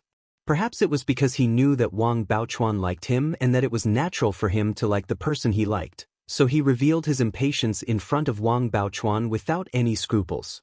However, Xue Pingre didn't dare to say anything in front of Ning Shu because he knew that he would be treated very ruthlessly in the end.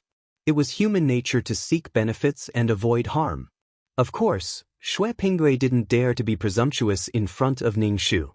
Wang Baochuan touched his chest and staggered away. Then he became seriously ill and looked like he was about to die. Ning Shu was speechless. "Fine, do whatever you want." There were 2 patients at home who needed to be taken care of, one more serious than the other. Xue Pingre's daily chores became heavier and he was exhausted every day. Furthermore, when it was time to eat, the food would be snatched up by others. The leftovers could only make him half full. Xue Pingre's days were extremely difficult. He didn't know what to do. If he continued to bear it, he really wouldn't be able to survive. However, if he showed weakness, would the other party accept it? Even if he showed weakness, the other party definitely wouldn't let him go. They were going to lock him up and torture him.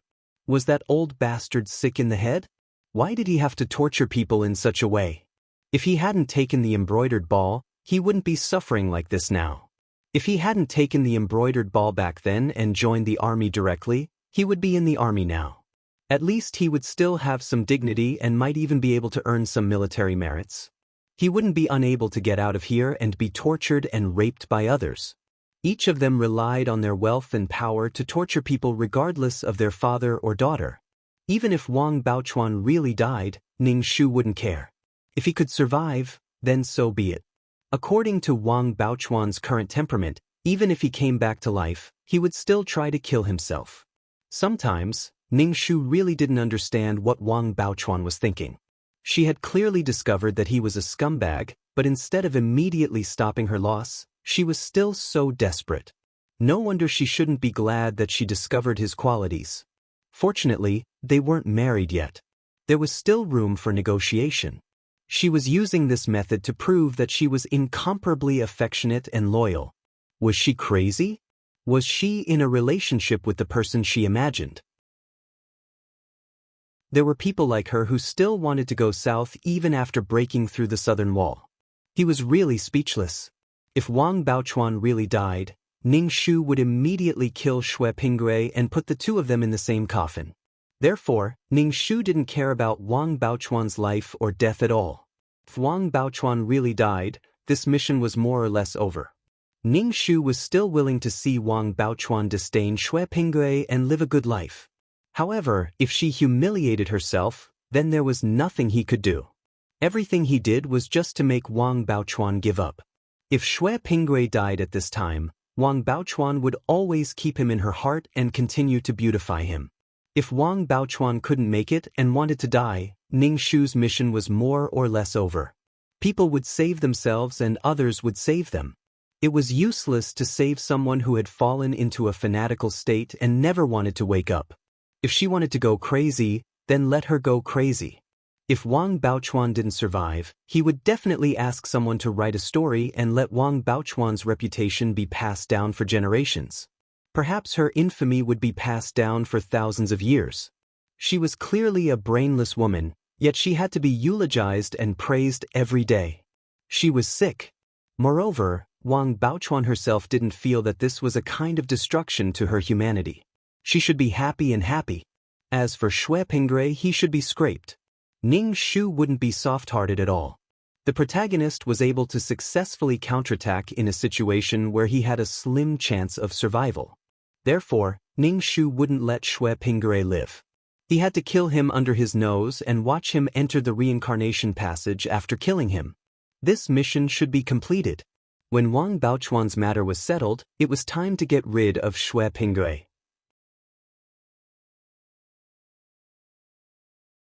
Chapter 22-27. Wang Jinchuan and Wang Yinchuan were so exhausted that they couldn't sleep. They had to take care of 2 patients every day. Furthermore, they were extremely sick.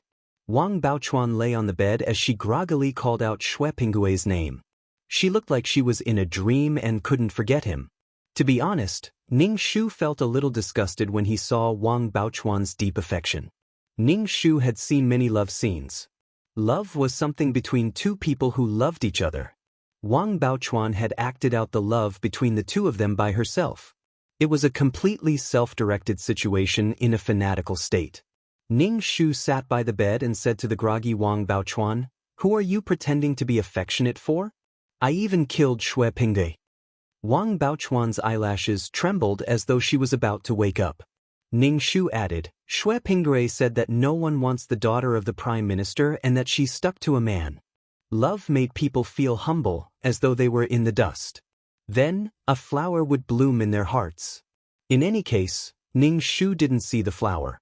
Ning Shu felt that if these 2 people loved each other so much that they had to be with each other, they would help each other if they could. However, it was obvious that one of them was being cheap. Yet, they were using it as their true love. Wang Baochuan struggled to wake up and looked at Ning Shu with a weak and lifeless gaze. "You killed Xue Pinggui." Ning Shu was speechless. He had to give in. She didn't have to worry about food and clothing. Only by being carefree could she be so melancholic. Only then could she treat her feelings as everything. She felt that this was everything to life.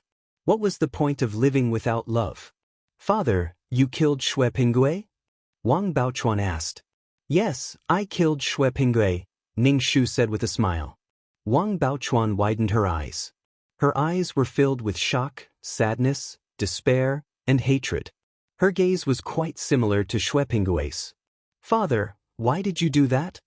Wang Baochuan asked. But is it really that difficult to help us? Yes, it's very difficult. It's as difficult as making you give up Shui Pingui, Ning Shu said calmly. Then why don't you kill me? Kill me too. Wang Baochuan roared as he pinched his chest. How can I kill you like this? You won't be able to live for long anyway, Ning Shu said directly. Wang Baochuan immediately vomited blood. Only then did Ning Shu say indifferently, I'm just teasing you. I didn't kill Shui Pingui. If I were to kill him, I would have to wait until you were dead before killing him. I would have let the two of you be buried together. Don't vomit blood. Your body isn't well to begin with. If you vomit blood like this, your body won't be able to take it. Ning Shu wiped the corners of Wang Baochuan's mouth with a handkerchief. Why are you so careless, Baochuan? You've been the smartest since you were a child. I can't see your cleverness at all. Wang Baochuan looked at Ning Shu in horror. Daddy, why have you become like this? Like this? Cold and heartless. Then why did you become so stupid?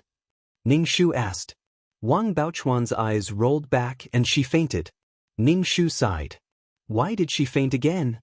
Wang Yinchuan was speechless. Daddy has become so scary all of a sudden. Daddy is such a monster. Wang Jinchuan comforted Ning Shu. Daddy, sister will definitely recover. Wang Yinchuan played with her fingers at the side. Big sister, you're thinking too much. Daddy doesn't seem to care about third sister, okay? Ning Shu asked. Is your mother better now? Without a solution to Baochuan's matter, mother's body won't recover, Wang Yinchuan said. Her mother was suffering from a mental illness. Ning Shu didn't say a word. The so-called family wouldn't be ruined because all the family members were present. At least, Madame Wang was special to him. After all, she was his wife, a wife who had served him for a lifetime. When Ning Shu went to see Madame Wang, she transferred a little bit of spiritual energy into Madame Wang's body, which made Madame Wang's body feel better. After seeing Madame Wang, Ning Shu locked Shui Pingui in the secret prison of the Prime Minister's residence. Ning Shu said directly to Shui Pingui, my daughter can't do it. She vomited blood when she saw me. Shui Pingui wanted to say that it was because he was too hateful, but Shui Pingui, who was locked up, didn't say a word. Ning Shu said again, because of this torment, my daughter is about to die, so I have to fulfill my daughter's last wish. Shui Pingui had a bad premonition in his heart and asked, she's about to die. Does she want me to be buried with her? Ning Shu's face was full of surprise, with an expression that said, how could you be so smart? Yes, my daughter's wish in this lifetime is to be with you. Since we can't be together in life, then we have to be together in death, to be a pair of lovebirds in the underworld. Shui Pingui shouted angrily, are you crazy? How could he use such a calm expression to ask someone to die? Shui Pingui was about to go crazy. What was this? Could it be that the woman was about to die, so she wanted to find someone to be buried with her? Was that why she chose him? He was here to be buried with Wang Baochuan. This fact almost drove Shui Pingui crazy. Wang Baochuan knew that she was about to die, so she let him catch the embroidered ball and then brought him to the Prime Minister's residence. She wanted to kill him. For a moment, Shui Pingui's heart was filled with hatred. His situation was a disaster from the heavens. How could he be buried with someone else? My daughter thinks you are handsome and tall, Ning Shu said. My daughter likes you very much. Like my ass? What? Shui Pingui looked at Ning Shu. Aren't you afraid of being punished by the heavens? Ning Shu shrugged. I'm not afraid at all. At least before I get punished by the heavens, you will be dead. Don't scare me. I'm not afraid at all. You're a lunatic. Shui Pingui held his head with both hands and pulled his hair in pain. He could only say that he was a lunatic. He could not find any adjectives to describe Ning Shu. This was a lunatic, a deranged lunatic. What do I have to do for you to let me go? I have no enmity with you. Xue Pinggui hammered the ground, tears streaming down his face. Xue Pinggui knew that at this point, the Prime Minister's residence would definitely not let him go. Otherwise, if the Prime Minister wanted someone to be buried with a ghost, it would definitely cause a huge uproar and affect his future. You know it in your heart. Ning Shu said with a smile. If I let you go, you will kill me in the future. She would never do something like letting the tiger return to the mountain. She should just buy a piece of tofu and kill herself by making such a simple mission too complicated. Ning Shu locked the secret cell, leaving Xue Pinggui to wait for death. Not knowing when death would come was the most torturous thing to do. It could drive a person crazy. Ning Shu understood the feeling of having a guillotine hanging over his head. It could fall at any time, but he did not know when it would fall. Xue Pinggui was locked in the secret cell. His heart was filled with despair. He could only curse Wang Baochuan. Wang Baochuan was about to die, so why did she still drag him along? What a troublesome thing. Chapter 22-28. Wang Baochuan's body didn't make it and she died. She kept vomiting blood until she died. Ning Shu still looked at the painful Wang Baochuan expressionlessly. Finally, she breathed her last. When Wang Baochuan breathed her last, Ning Shu begged, "Dad, please let Xue Pinggui go. He has nothing to do with this."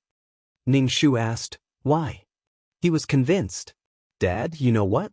I like Xue Pinggui. I have no chance to be with him in this life." Wang Baochuan said weakly.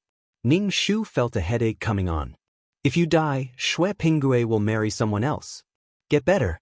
If you get better, I'll let Xue Pinggui marry you." As she spoke, she injected some spiritual energy into Wang Baochuan's body. Wang Baochuan's eyes became dimmer and dimmer. Finally, they lost their luster and her breathing stopped. Ning Shu frowned tightly. Wang Baochuan didn't want to live anymore. Although Ning Shu had expected that Wang Baochuan would be sad, he didn't expect her to be like this. Some people were willing to drown in the mire until their heads were drowned. Generally speaking, if a lady found that the man she was going to marry was unbearable, she would definitely break off the engagement. She wouldn't marry him even if she knew what kind of person he was. After Wang Baochuan breathed her last, Ning Shu went to the dark prison and killed Xue Pinggui directly. Xue Pinggui completely ignored Xue Pinggui's begging and cursing. Seeing that Ning Shu was unmoved, Xue Pinggui cursed Ning Shu directly. Ning Shu directly pierced Xue Pinggui's heart with his sword. Xue Pinggui vomited blood and looked at Ning Shu cursing, "I'll curse you forever." Ning Shu smiled slightly. "You're not afraid at all. Then you can curse me forever. You can curse me as you please. After going through so much, why would I be afraid of a single person's curse? Do you think that my conviction halo is something I picked up from the ground? I'm not afraid at all." Ning Shu began to recite the Reincarnation Sutra and watched Xue Pinggui and Wang Baochuan enter the black hole of the world of samsara. Then, a grand funeral was held and the two of them were buried in a coffin. It was supposed to be half a year, but in the end, it didn't even last 3 months. Xue Pinggui was about to back out and leave. Then Wang Baochuan was done for. Ning Shu felt that it was inexplicable. Why did Wang Baochuan die for such a person and not take his own life seriously? Some people lived for love and died for love. Ning Shu only wanted to live. She was a layman and did not have the noble determination to die for free love. After Wang Baochuan's death, Mrs. Wang no longer paid any attention to Ning Shu. The two of them felt as if they would never see each other again. Because of Wang Baochuan's death, the two of them became enemies. Madame Wang said, "Why did you force her to her death? Now her daughter can't even see her anymore." "But why?" Ning Shu said, "It's your daughter who doesn't want to live anymore. I said that they would get married in half a year. I hate you. If you didn't care about Xue Pinggui's identity, things wouldn't have developed to this point." Madame Wang panted and her breath was unstable. "Are you crazy? You can hate and love. It's obvious that Xue Pinggui didn't want Wang Baochuan anymore. Why are you telling me this?" It's your daughter who wanted to die after Shui Pingui didn't want her anymore. Then she vented her anger on me. If you need someone to hate you to live, then hate me. Anyway, she had become a sinner. Madame Wang wiped her tears and didn't want to look at Ning Shu.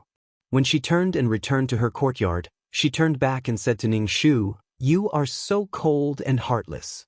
No one will be by your side." Ning Shu said, "Don't threaten people like that. Don't you think it's too pale and powerless to threaten people who you love will leave you?" Madame Wang closed her eyes. "Master, don't you think you are very cruel and heartless now? Have you ever considered the feelings of a mother? My daughter is dead. She's dead. She can't come back. Each of them is lying on the ground coldly. Do you know how much my heart hurts as a mother? If I had a choice, I would rather my daughter marry Shui Pingui. At least I can see my daughter. How can you be so cruel?" Madame Wang said with a pale face, "You forced my daughter to die. You forced my daughter to die." Ning Shu pursed his lips and didn't say anything. Madame Wang turned and left, her back full of loneliness. It seemed that the couple was going to fall out, and Madame Wang knew what would happen in the future. Mission completed. Do you want to leave the mission world? 2333 asked. There's no need to return to the system space. Go directly to the next mission, Ning Shu said. She didn't expect this mission to be a double kill. Everything she did was just to let Wang Baochuan recognize reality and Shui Pingui. She didn't expect this to be the outcome. Perhaps Wang Baochuan wanted to use her death to protest and make those who opposed her sad. She did this only to make those who were really good to her sad. Why would those who didn't care about her be sad for her? Using her own death as a punishment was also to hold on to her pure love. To put it in a more noble way, it was to resist the feudal system. The problem was that if you marry a chicken, you have to follow the chicken. If you marry a dog, you have to follow the dog. If you marry a chicken, you have to follow the chicken. If you marry a dog, you have to follow the dog. Ning Shu left this world and rushed to the next one. This mission wasn't very tiring. There was no need to fight and kill. He could solve everything with his life identity. He saved time to do the next mission. Ning Shu felt that the time he spent traveling was a little longer. Then he slowly merged into a body. Hearing the sharp sound of brakes, Ning Shu instantly felt that something was wrong. She opened her eyes and saw a red sports car coming towards her at high speed. The car was going to hit her. Her feet seemed to be nailed to the ground. She couldn't lift them at all. Her eardrums were filled with the sound of her heart beating rapidly. The strong light from the car's headlights made Ning Shu's eyes hurt. She wanted to save herself, but her body seemed to be bound by something. She couldn't move at all. The car was getting faster and faster. It was about to reach her, and the car didn't slow down at all. Ning Shu released her spiritual power to resist the car a little. She didn't know if she could use the law of water. She wanted to use a barrier to block in front of her. It was probably another low-level plane. Water droplets appeared in front of her, but she couldn't set up a barrier. Only low-level planes would be suppressed so badly. The lower the level, the more the suppression, because the plane was more fragile. The most important thing now was to hide. This should be the time when the client died. The client died in a car accident. If he wanted to change his fate, he had to be alive. The moment of entering a plane was always so subtle. Ning Shu shook her legs. Her body froze and couldn't move. /BK. Chapter 2229. Fuck. At such a dangerous moment, his body exploded with a strong unwillingness and resentment. This kind of unwillingness affected Ning Shu's mood. Ning Shu tried his best to lift his leg and retreated. At this time, people usually stood there in a daze because they couldn't react in time. Ning Shu retreated and plopped down on the side of the road. His tailbone was almost broken and his skin was numb with pain. The red sports car braked. The car screeched against the ground and left a deep brake print. The person in the car hurriedly got out. "Miss, are you okay? I didn't do it on purpose." Ning Shu was helped up by a beautiful woman. Ning Shu held the woman's hand and slowly stood up. "Are you okay?" The woman looked around as if something was chasing after her. "You hit me, Ning Shu said. The woman's face was a little frightened. I'm sorry, I have to leave now. This is my phone number. Can you come and find me? I really have to leave now. First of all, something like this had happened during the mission. If it wasn't for her, the client would have been sent flying by this terrifying speed. This woman had killed the client. Ning Shu grabbed her hand and didn't let her go. You want to run after hitting someone? I don't want to run. Someone is chasing me. The woman was very anxious and said, Do you want me to send you to the hospital? Ning Shu wanted to stand up, but his waist cracked. My old waist. The woman looked anxious and said to Ning Shu, Do you need a car? I'll come and find you. I'll leave first. What the? Ning Shu saw that the person who had hit him was about to escape and memorized the woman's face. The woman hurriedly got out of the car and started it. Ning Shu sat on the side of the road and rubbed his waist. His whole body couldn't help but tremble. This was a situation that appeared in his body. After the woman hurriedly drove away, several cars chased after her. It seemed that someone was really chasing her. The client was probably killed by the woman just now. Ning Shu accepted the plot. The story was very simple. My boyfriend fell in love with the woman who killed me. The client, Chui Murue, was a woman who was about to get married. Her marriage partner was the CEO of a company. They were of equal social status. She had already picked out her wedding ring and tried on her wedding dress. She was waiting to get married. The two of them loved each other very much, so they should be able to become a good couple. However, a few days before the wedding, the client was killed in a car accident. The culprit was the popular female celebrity, Tian Shanshan. Because she was popular now, the management company let the driver take the blame. Tian Shanshan continued to make money for the company. Tian Shanshan was at a drinking party. There was a rich man with some background who wanted to sleep with Tian Shanshan, but Tian Shanshan was unwilling. She escaped from the drinking party. Then, while driving, she took out her phone and called her agent. Holding a mobile phone while driving would definitely cause an accident. If Chui Murue was killed, there would be no chance for rescue. Chui Murue's fiancé had been unable to accept the departure of his fiancée. He also found out that Tian Shanshan had killed his fiancée. Fu Tianhan, who was eager to vent his pain and hatred, tortured Tian Shanshan in every possible way. This included obstructing Tian Shanshan's work and tormenting Tian Shanshan in all sorts of ways. It was said that he wanted her to atone for her sins and experience the sparks from the collision. In the end, Fu Tianhan fell in love with Tian Shanshan. He was in all sorts of turmoil. In the end, he died. As for the person who commissioned it, he was using his life to help the couple. This was more serious than cheating. At least the person who cheated was still alive. Now that she was dead, her fiancé fell in love with the person who killed her in the name of avenging her death. In the end, they got together. Wasn't he afraid of climbing out of the coffin? She was dead. No wonder the client was unwilling to die when she was at her happiest. Her fate was only to be a red string for others. The client's wish was not to die. She wanted to live well. She was clearly in the best years of her youth. She did not want to die like this. Ning Shu rubbed his old waist. The mission was simple, but what should he do with the client's fiancée? To be honest, before he met Tian Shanshan, the two of them were very in love. They could be considered a talented and beautiful couple in a wealthy family. However, after she died, Fu Tianhan took revenge. In the end, it was as if he was repaying a debt of gratitude. He offered his body and his heart. A person's feelings were not controlled by their will. In any case, Fu Tianhan was already in a dilemma. On one hand, he felt sorry for his girlfriend. On the other hand, he felt sorry for Tian Shanshan. The more he tortured her, the more his heart ached. The more he could not extricate himself. In fact, it was a good thing that Fu Tianhan had found his own happiness.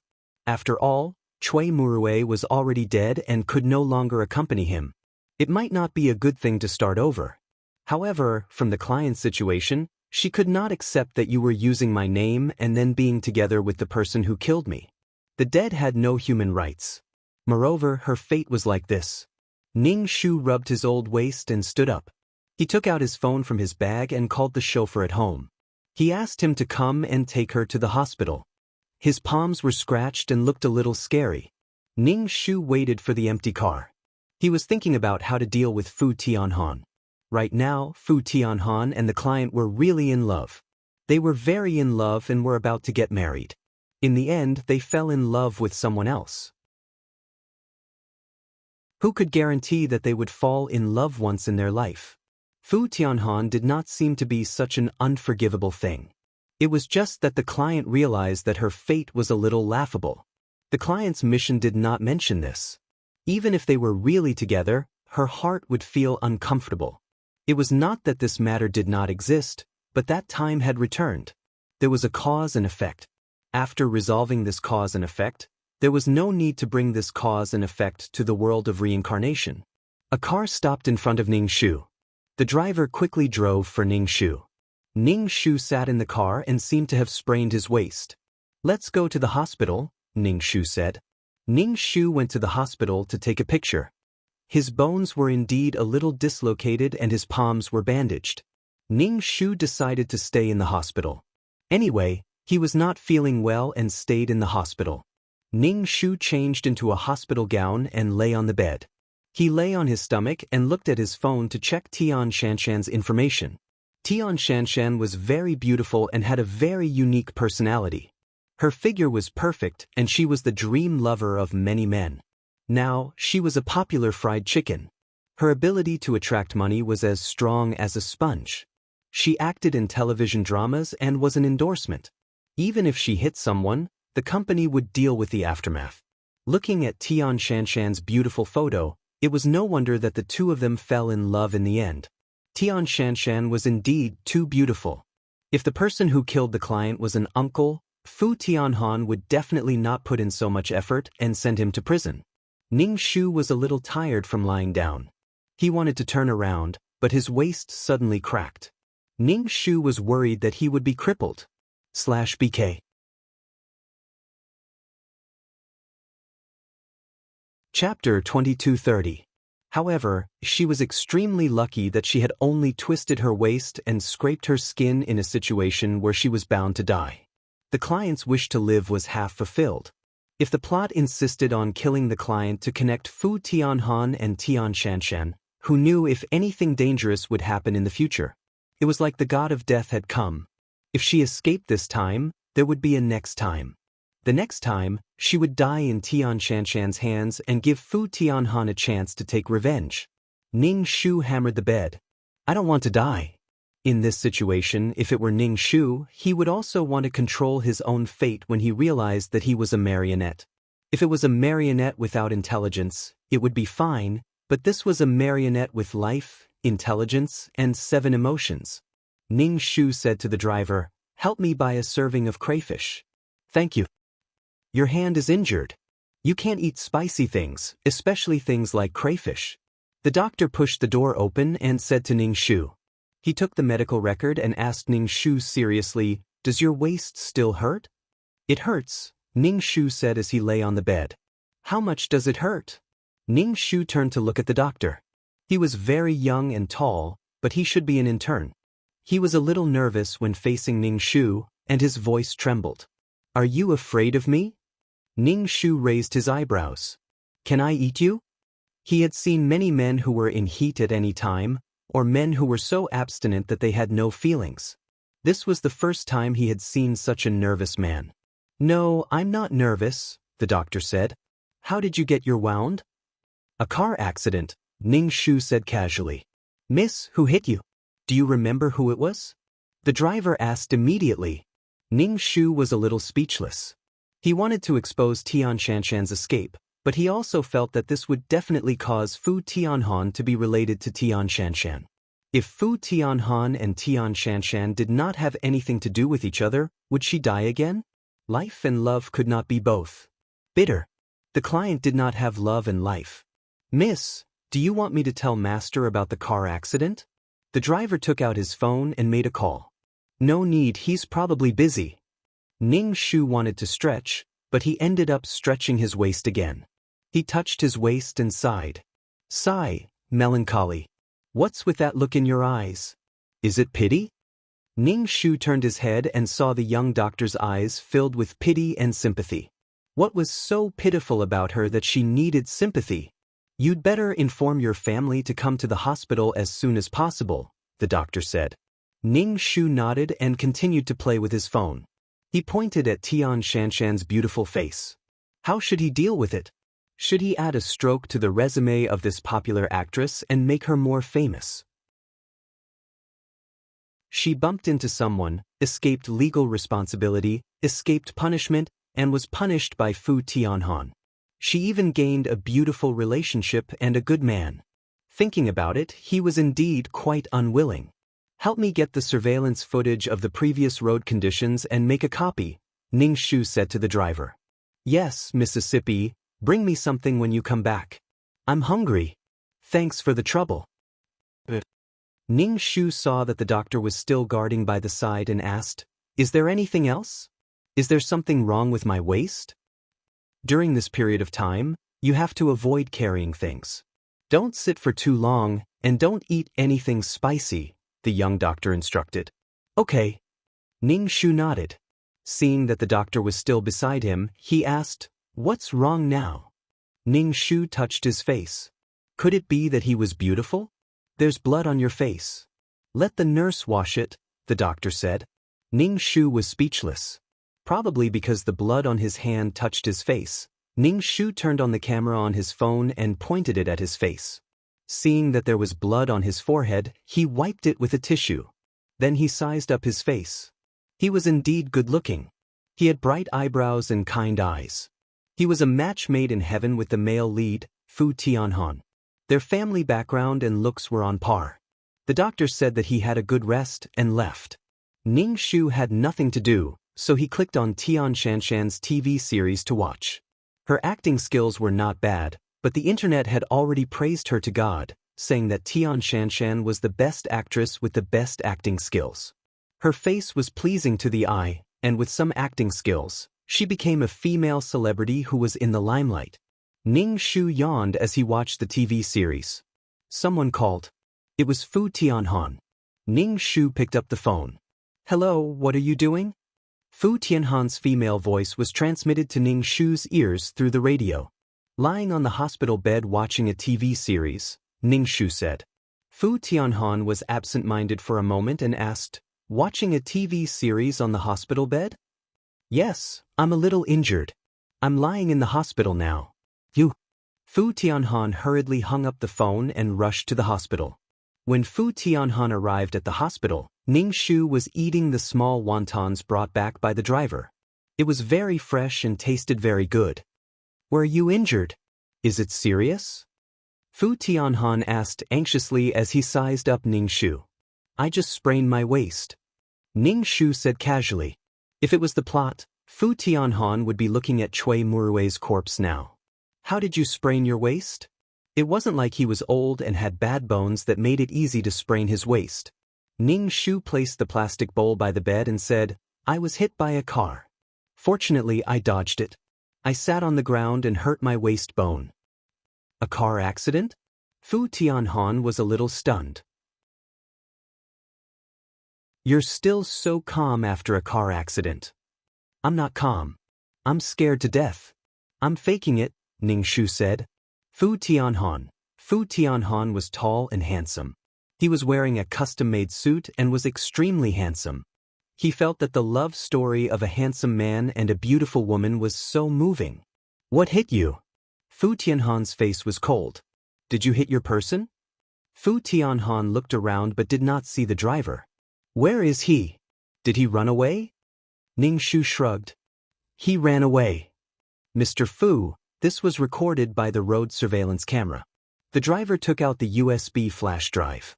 This is a copy of the video. Fu Tianhan turned on his laptop, inserted the USB flash drive, and clicked on the video. As it was late, he could not see clearly. However, looking at the gown, the person who hit him was a woman. Then, she abandoned his fiancée and ran away. This person looks a little familiar.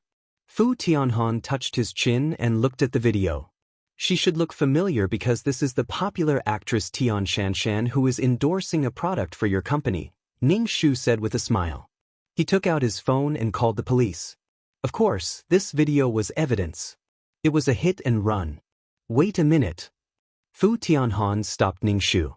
Ning Shu tilted his head and looked at Fu Tianhan. What's wrong? Can I call the police? Could it be that he could love watching such a blurry video? /BK.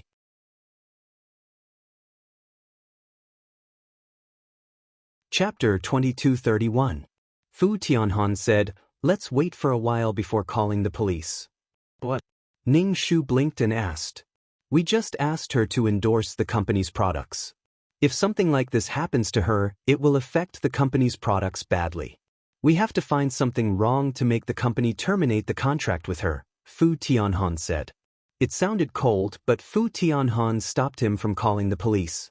All right, I'll listen to you, Ning Shu said with a smile. Don't worry, I'll definitely avenge you, Fu Tianhan said as he patted Ning Shu's head. Ning Shu nodded. If I hadn't reacted quickly, you would be seeing my corpse now. Don't talk nonsense. You're not allowed to leave me, Fu Tianhan said angrily. Ning Shu did not say a word. I have to rest. It's getting late. You should rest early too. Don't worry, leave this to me. If you make a mistake, you should be punished, Fu Tianhan said. In that case, let the law punish her. Ning Shu looked up at Fu Tianhan. For a public figure, if this matter was exposed, she would basically bid farewell to her career. In a sense, Fu Tianhan was protecting Tian Shanshan when he said that he would not call the police. No need. We'll call the police and give her a fatal blow when she has nothing left. Fu Tianhan's voice was cold. Ning Shu just smiled and did not say anything. He wanted to see how he would deal with Tian Shanshan. Have a good rest. I'll come find you tomorrow. Fu Tianhan closed the computer and took the USB flash drive away. Ning Shu said to the driver, give me the copy of the video. The driver took out another USB flash drive. Ning Shu took it and said, thank you. I'll give you more bonuses. Thank you, Mississippi. A smile appeared on the driver's face. He came out to work to support his family. Ning Shu put the USB flash drive in his bag and said to the driver, help me bring the computer over. Ning Shu continued to watch Tian Shanshan's TV series. She had dabbled in all kinds of TV series. Ning Shu felt that the things he had experienced were much more melodramatic than those in television dramas. After watching for a while, he lost interest. The driver brought the laptop over.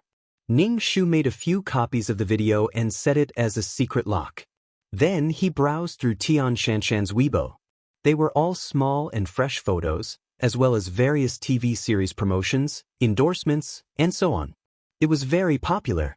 In the plot, after the client died, Tian Shanshan had nightmares every day and lived in guilt. She wanted to turn herself in, but the company stopped her. In addition, Tian Shanshan still had a seriously ill father who needed a lot of medical fees. Therefore, Tian Shanshan did not dare to turn herself in. She had no choice but to accept all kinds of torture and humiliation from Fu Tianhan to reduce the self-blame and guilt in her heart. Fine, the client deserved to die. Ning Shu was playing on the computer. Just as he was about to stretch, he remembered that he had sprained his waist and put down his hand. I'm going to sleep. Tell my father that I was in a car accident. Then I'll be fine.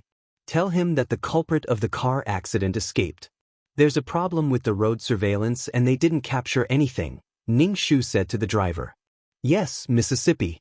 But are you really not going to tell Master? Ning Shu asked. No need. I'll tell her myself, Ning Shu said. The driver closed the door of the ward and left. Ning Shu closed his eyes to rest. At the same time, he absorbed some fiery yang energy. However, the aura in the hospital was really in.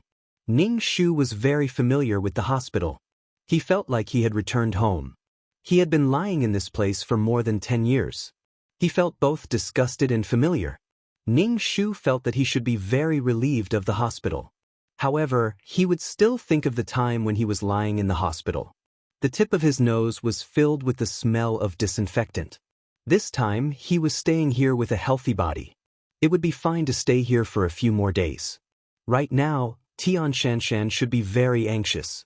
She was holding it in her heart but couldn't say it out loud. She was extremely anxious and was paying attention to the news of the car accident. Ning Shu felt that it was quite good. He deserved to suffer such psychological torture. When he woke up, he felt quite good to see a handsome doctor standing by his bed. "Are you feeling better?" "Much better." Ning Shu saw the client's father come in. Mr. Chui was a serious middle-aged man. He did not smile much. When he saw Ning Shu lying in the hospital bed, his eyes softened. "How did you get into the accident?" "Just like that. I was almost hit by a car." Ning Shu pouted. "I was going to marry Brother Tianhon soon. Then I got into a car accident. Should I not have married him?" "Don't think too much. You're just anxious before marriage. It won't do you any good to think too much." Mr. Chui sat down. "Fortunately, you are not seriously injured. Also, don't talk nonsense. You should know what the marriage between the Chui family and the Fu family means. Fortunately, you two are in love.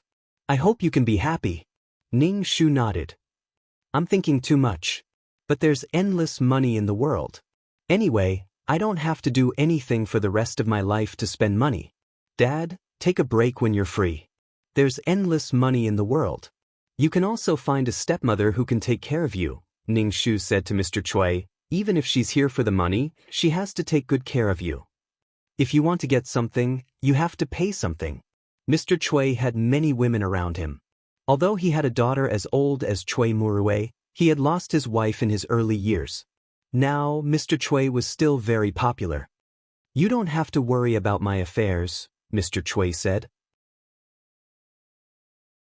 "Because money will take good care of me, but it will also torture me because of money. There's no such thing as pure love between us.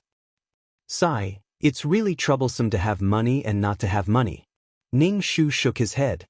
Mr. Chui gently knocked on Chui Murue's head. "Have a good rest. When you're better, marry Fu Tianhon." Ning Shu sighed. "Dead rest more? Don't always earn money." Mr. Chui came and went in a hurry. Ning Shu browsed through the news on the internet while eating breakfast. He mainly looked at Tian Shanshan's entertainment news and even browsed through Tian Shanshan's Weibo updates. This Weibo account was probably an operating account. As usual, it posted some photos and some words. It looked very normal. It was normal for there to be no news for a night. It had been less than 24 hours since the accident. He would wait a few days and see how Fu Tianhon would deal with Tian Shanshan. With this kind of strange aura, Ning Shu could tell with his intuition that Fu Tianhon would not call the police. Usually, some scandals were not important at all. However, hit and run was a deliberate crime. If the victim was seriously injured and the perpetrator escaped, he would not be able to get help and died. This was intentional injury. Meanwhile, Tian Shanshan was asking around if various hospitals had accepted the victims of the car accident. Tian Shanshan was very uneasy.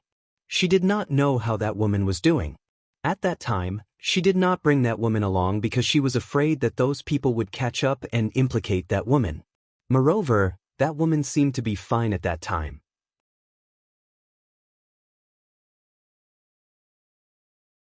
Chapter 2232. Fu Tianhon came to the hospital to see Ning Shu. His face was full of tenderness, and there was unconcealable gentleness in his eyes. He looked like he really loved the client. "Are you feeling better today?" Fu Tianhon tapped Ning Shu's nose and asked.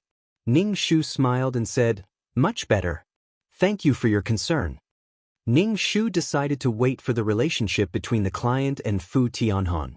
If Fu Tianhon did not have anything to do with Tian Shanshan, Fu Tianhon was indeed someone worth entrusting. Moreover, this was related to the marriage between the two families. The benefits of the two families joining together were astonishing. It was not a big deal to wait for 10 days to half a month. The client's goal was to survive, and everything else was trivial. Fu Tianhon kissed Ning Shu's forehead. Ning Shu was speechless. All right. This was the intimacy between an engaged couple. It was very normal. Ning Shu did not ask about Tian Shanshan and left everything to Fu Tianhon. "Get better quickly. Our wedding date is coming soon. I hope to see a healthy bride." Fu Tianhon hugged Ning Shu from behind and saw the contents of the laptop. You're watching Tian Shanshan's TV series. Yeah, I heard that her acting skills are very good. Let me see what kind of acting skills this legendary plastic surgery is. Speaking of which, Ning Shu was also someone who had been an actor before, but he had never seen plastic surgery acting skills. Fu Tianhong pursed his lips. What plastic surgery acting skills? It's just average. It's very exaggerated. Just listen to it. I'll immediately withdraw Tian Shanshan's endorsement. Why did she leave you behind? Fu Tianhong was filled with disgust for that woman whenever he thought of the dangerous moment. Someone should be chasing her. Ning Shu said nonchalantly, I don't know much about business. Let's do as you say. It's not easy to survive. As for the rest, I don't care too much. You're so cute. Fu Tianhong pinched Ning Shu's cheek. Ning Shu was speechless. I'll wipe it. Get your paws off me. Ning Shu grinned. His mother had always been so cute. Fu Tianhong chuckled and held Ning Shu's hand. Luckily you're fine. Otherwise, what would I do if I was left alone? Thank you for being alive. Ning Shu sized up Fu Tianhong and saw the sincere expression on his face. This was a difficult question. Should she choose to leave because of what this man had done, or should she give up on this man whom she was still very much in love with? Ning Shu felt that they could wait a little longer. After the mission was over, he would decide whether to keep it or return it to the client. Ning Shu said, I'm fine. Have a good rest. Don't always work, just like my father. I know. I'll rest well. We'll be very happy in the future. Ning Shu, don't say things like that. It's easy to get into trouble. Don't raise flags. You won't die, but I will. Ning Shu's face trembled. I need to sleep a little longer. Fu Tianhong kissed Ning Shu on the cheek and left with his bag.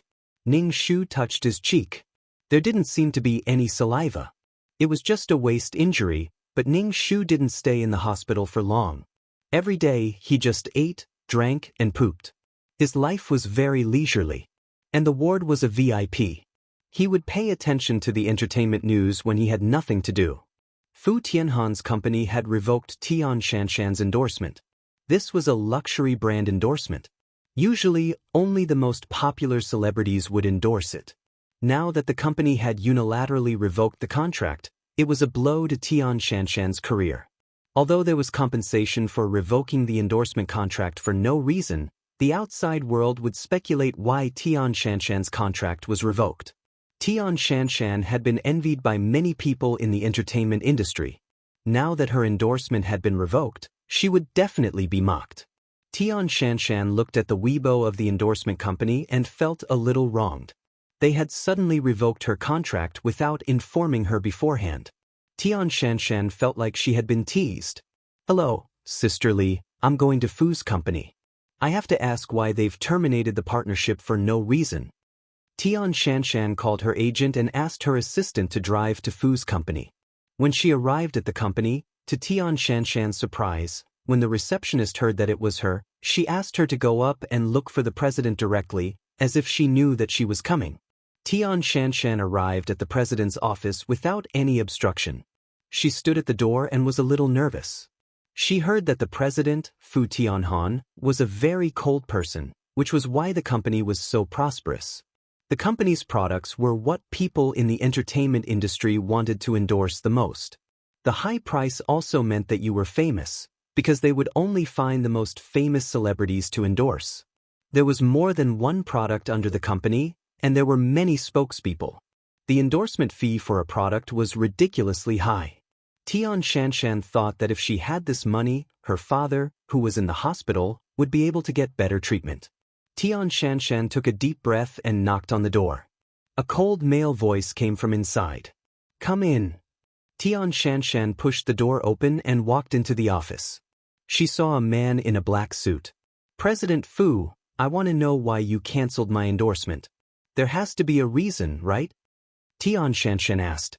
Fu Tianhong sized up Tian Shanshan. Tian Shanshan was able to establish herself in the entertainment industry because she had the capital. Being beautiful was her capital. Reason, of course there's a reason. Did you really not do anything wrong? Fu Tianhan looked at Tian Shanshan with a cold smile. Tian Shanshan's expression was uncertain and she did not say anything. She had done something and even now, this matter was still weighing on her heart. She did not dare to tell anyone, afraid that it would be exposed. She was even more afraid that something would happen to that woman.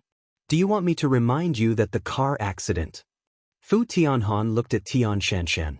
Tian Shanshan's expression froze as she looked at Fu Tianhan in horror. Leaving an injured person behind is your behavior as a public figure. Your behavior and morals are not enough to endorse my company's products, Fu Tianhan said coldly. I didn't do it on purpose. I really didn't do it on purpose. It was because I participated in a drinking party and someone wanted to do something to me. I escaped. I didn't want to hit anyone. I didn't take her away because I didn't want her to be implicated by me. I'm sorry. If he took a woman away and was caught, it was very likely that he would be killed by those people. Then I have to thank you for abandoning her? Fu Tianhan was a little speechless. He looked at Tian Shanshan in disbelief. Then what did you do after that? Did you call the ambulance? I thought about calling. Tian Shanshan bowed and apologized. I'm sorry. The person you're sorry to is not me. She's still lying in the hospital. Fu Tianhan roared, his voice deafening. I went to see her. I'm sorry. Tian Shanshan cried, her face full of fear and helplessness.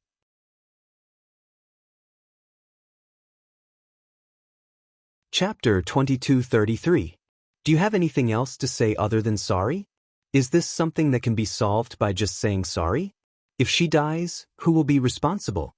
You can apologize for small things and be forgiven, but this concerns a life. Have you ever thought about how painful it would be for the person who lost her? Tian Shanshan was trembling all over. She realized in despair that she really did not know what to say other than sorry. Ning Shu was currently cultivating. With a bit of strength, she could avoid any dangers faster. This world should be a vacation, so she should have a good rest. Seeing that someone had come, Ning Shu stopped cultivating. Tian Shanshan, who was holding a bouquet of flowers and a fruit basket, stood timidly at the door of the ward. Is it Miss Cui? Tian Shanshan asked. Ning Shu looked at Tian Shanshan. You're the one who bumped into me. I thought you would find me soon. You're only here now. I'm sorry.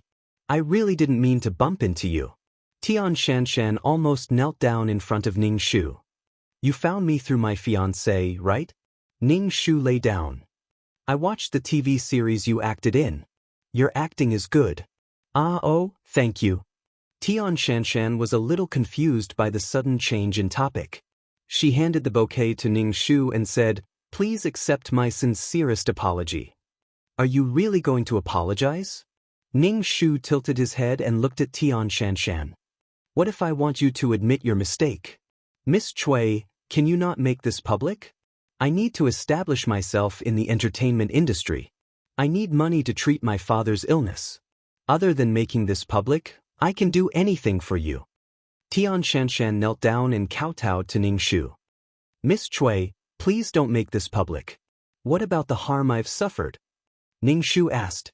In fact, every reincarnation weakened the power of one's soul. This was because the pool of rebirth would deprive a part of one's soul power. If one died in their 20s, they would reincarnate more than others.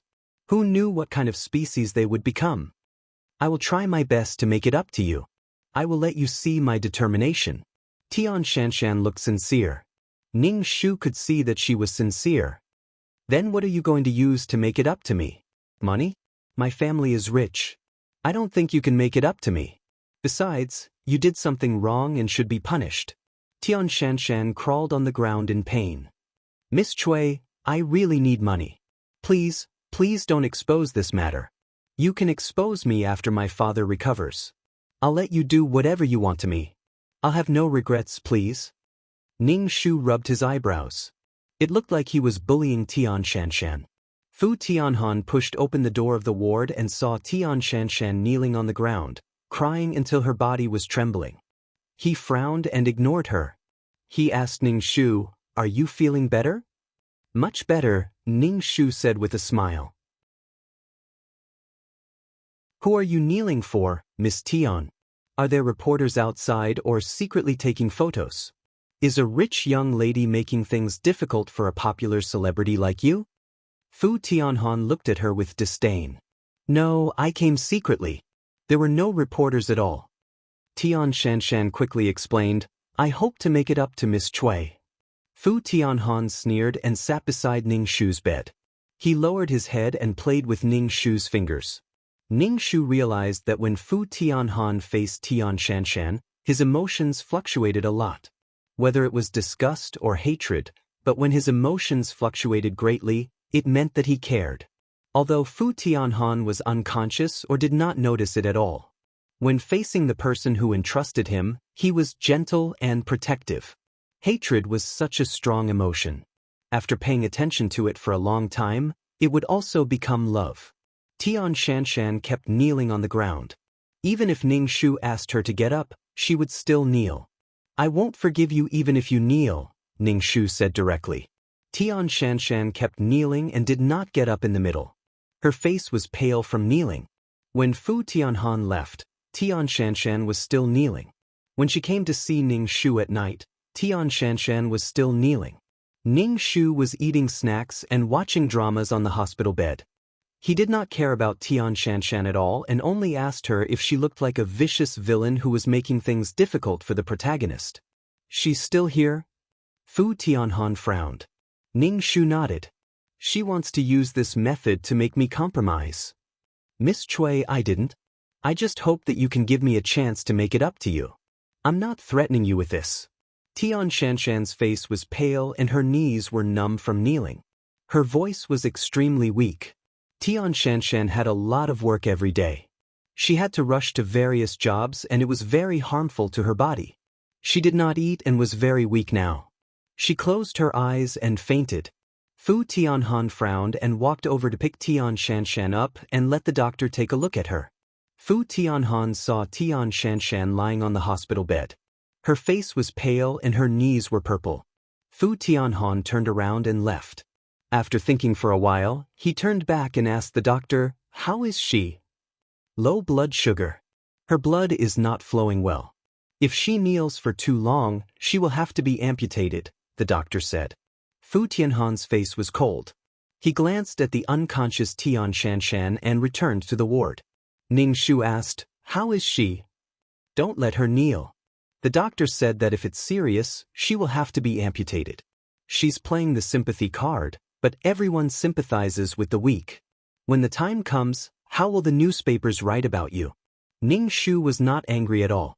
From the moment he accepted this mission, Ning Shu knew that the client was destined to lose love. If he wanted life, he would not be able to obtain love. Ning Shu was actually not annoyed by Tian Shanshan kneeling here because there were other ways to connect the two of them. That way, there was no need to sacrifice her life. Tian Shanshan came to apologize, but she just did not forgive her. After a while, Fu Tianhan's heart would definitely soften. Public opinion is not something that can be controlled by anyone with capital. Are you afraid that the reporters will write nonsense? Ning Shu tried his best to protect this love, but the result might not be satisfactory. I'm afraid that you'll be sad when you see her. She's just someone from the entertainment industry. You're a rich young lady. Why do you have to be entangled with such a person and lower your status for no reason? Fu Tianhan touched his head and said to Ning Shu, yes, I'll listen to you. But my legs are on Tian Shanshan's body. If she wants to kneel, I can't do anything about it. Ning Shu looked at Fu Tianhan. I hope that we can spend the rest of our lives together. I won't waste our relationship for strangers. I trust you. If you don't want to be with me anymore, please let me know. Don't be conflicted. I can't waste my good time on a love triangle. Love was precious, but it could be abandoned in the face of life. What are you talking about? We're going to be together forever. Fu Tianhan looked at his watch. I have to go back and work overtime. I've been busy with a project recently. Ning Shu nodded. Go. When Fu Tianhan passed by Tian Shanshan's ward, he asked the nurse, when will she wake up?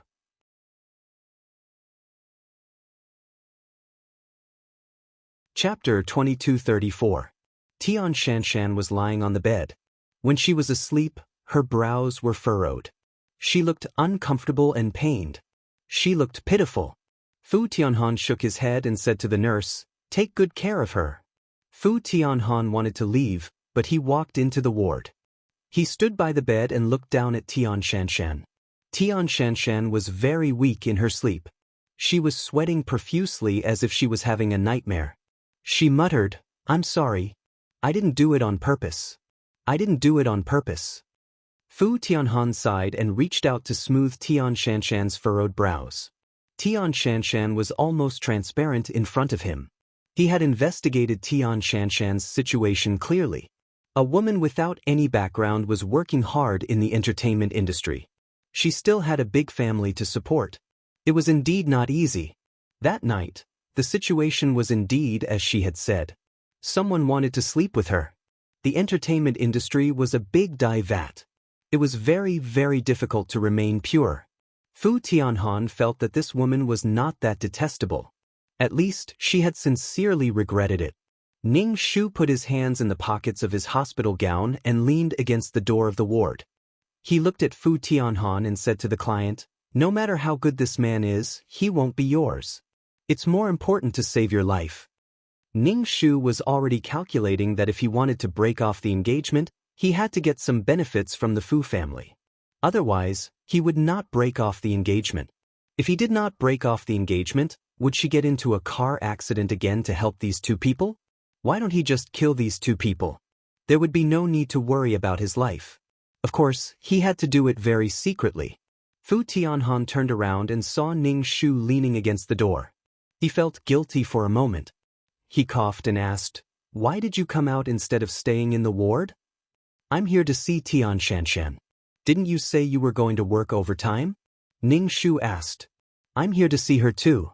After all, she's a public figure. If anything happens, it won't be good." "I've never liked entertainment news," Fu Tianhan said. Love stopped with lies, and this lie was for another woman. It was not difficult to say. Ning Shu would not make a scene. "Yes, that's what happened. Go to work. I'll go back to see if she goes back." Once the heart flew away, it would be like a kite with a broken string, unable to return. Ning Shu looked at Fu Tianhan's back and then at Tian Shanshan. He hoped that she wouldn't be smashed to death by a vase or hit by a car in the future. With Tian Shanshan by his side, Ning Shu felt particularly unsafe. "Miss Cui, I didn't do it on purpose. I really didn't do it on purpose." Tian Shanshan screamed and woke up. When she saw Ning Shu in front of her, she completely ignored the 4-needle on the back of her hand and grabbed Ning Shu's hand. Sweating profusely, he panted and said to Ning Shu, "When my father recovers, I'll let Miss Cui do whatever you want. But I really need this job now." Tian Shanshan grabbed Ning Shu's hand. Ning Shu wanted to pull his hand out, but Tian Shanshan held Ning Shu's hand tightly. "Let go. Miss Cui." Tian Shanshan was eager to atone for her sins. Ning Shu only wanted to pull his hand out. Tian Shanshan did not know where she got the strength to hold Ning Shu's hand. As the two of them pushed and pushed, the 4-stand beside the bed fell down and smashed straight at Ning Shu. The 4-stand was not a heavy thing, but there was a glass bottle hanging on it. Ning Shu's hand was also grabbed by Tian Shanshan. If the two of them pushed, Ning Shu's head would definitely hit the metal bed. Ning Shu cursed in his heart. He shook off Tian Shanshan's hand and took a step back. As a result, the 4-stand directly hit Tian Shanshan's face and then fell to the ground with a clang. The 4-bottle was torn into pieces. Tian Shanshan, who fell to the ground, had her face scratched by the glass shards and was dripping with blood. "Ah!" Tian Shanshan covered her face and cried out in pain. "What's going on?" The nurse rushed over when she heard the commotion. Seeing the mess, she quickly cleaned up and took Tian Shanshan to treat the wound on her face. "Miss Cui, are you okay?" the young intern doctor, Ning Shu, asked. Ning Shu narrowed his eyes and looked at Tian Shanshan, who was being helped up. It seemed that the plot had pushed her in the direction of a vicious female supporting lead because she had almost hit Tian Shanshan with her car. Now, She wanted to take revenge on Tian Shanshan and even scratched her face. Tian Shanshan did not care about her injury at all. She asked Ning Shu anxiously, "Miss Cui, how are you? Are you hurt anywhere?" She was more like a vicious female supporting lead. "You go and treat the wound." Ning Shu pointed at Tian Shanshan's face. A star who relied on her face to make a living would definitely be affected if her face was hurt. The plot still wanted to kill her. However, she had dodged it. She might as well let Tian Shanshan suffer some injuries to reduce Tian Shanshan's guilt. Ning Shu sat on a chair in the corridor. The young intern doctor said to Ning Shu, "Don't be afraid. There will be surveillance cameras in the ward. You can see what happened at a glance." "Thank you." Ning Shu was not afraid at all, but he still appreciated the doctor's kindness. Ning Shu glanced at the doctor's nameplate. His name was Bai Hao. Fu Tianhan rushed over and sized up Ning Shu. Only then did he heave a sigh of relief. "What's going on?" "I just left for a while. The hospital called and said that you had a conflict with Tian Shanshan. Are you okay?" Fu Tianhan had turned back halfway. Dr. Bai said, "Miss Cui is fine." Miss Tian's face was cut by the glass. "Cut her face?" Fu Tianhan frowned and looked at Ning Shu with a trace of suspicion. He said to Bai Hao, "Go and do your work first." Ning Shu naturally noticed Fu Tianhan's suspicion of her. People who had been together for so long would suspect her and not Tian Shanshan. Everyone sympathized with the weak. Tian Shanshan seemed to be the weak now. She knelt for half a day to atone for her sins. That was an accident. Moreover, she was fine. She was just scratched and twisted her waist. She did not die. However, she was so angry that she ruined Tian Shanshan's appearance. Damn, the logic was completely correct. There was no bug at all.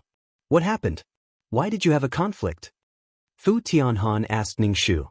Ning Shu spread his hands and said, "You can check the surveillance cameras." As for the situation at that time, the surveillance cameras should have recorded it clearly. "Before you suspect me, please figure out the situation first." "I'm not suspecting you. I know you're feeling aggrieved. I'm just worried that you'll do something when you're angry." Fu Tianhan comforted Ning Shu. Ning Shu looked straight at Fu Tianhan.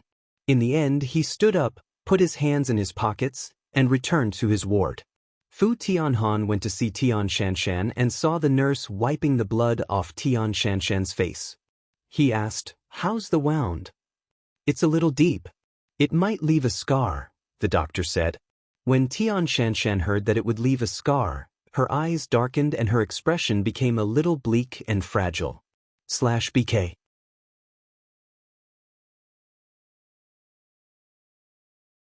Chapter 2235. Use the best medicine. "Don't leave a scar," Fu Tianhan blurted out. "Thank you, President Fu. This is what I should bear," Tian Shanshan said sadly. "I only hope that Miss Cui can forgive me." Fu Tianhan also felt a headache coming on. Forgiving Tian Shanshan seemed a little unfair to Cui Murue, but Tian Shanshan looked a little pitiful and was being blamed by her conscience. Fu Tianhan rubbed his temples. Ning Shu browsed the gossip news in the ward. Tian Shanshan's Weibo was still updated. It seemed that this Weibo account was operated by the management company and everything was normal.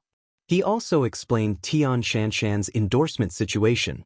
He said that Tian Shanshan had too many jobs and was too busy, so the endorsement was cancelled. This explanation could save some face for himself. Ning Shu saw Fu Tianhan come in and turned off the computer page. He asked, "How's Tian Shanshan?" "It'll leave a scar and—" Fu Tianhan looked at Ning Shu. "And the surveillance cameras are broken. They didn't capture anything?" Hee. Ning Shu smiled awkwardly and politely. "Why are the surveillance cameras in that ward broken? What a coincidence." This was to solidify the title of the evil female supporting lead. In order to make things difficult for Tian Shanshan, she had actually destroyed the surveillance cameras.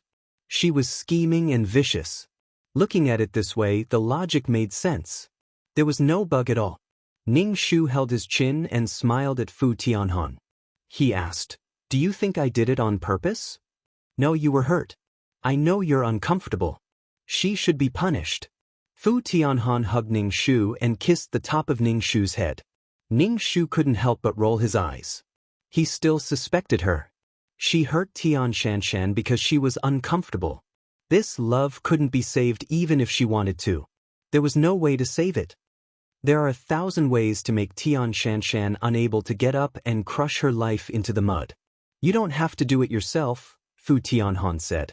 I hope you can be happy and become my bride happily. Ning Shu turned to look at Fu Tianhan.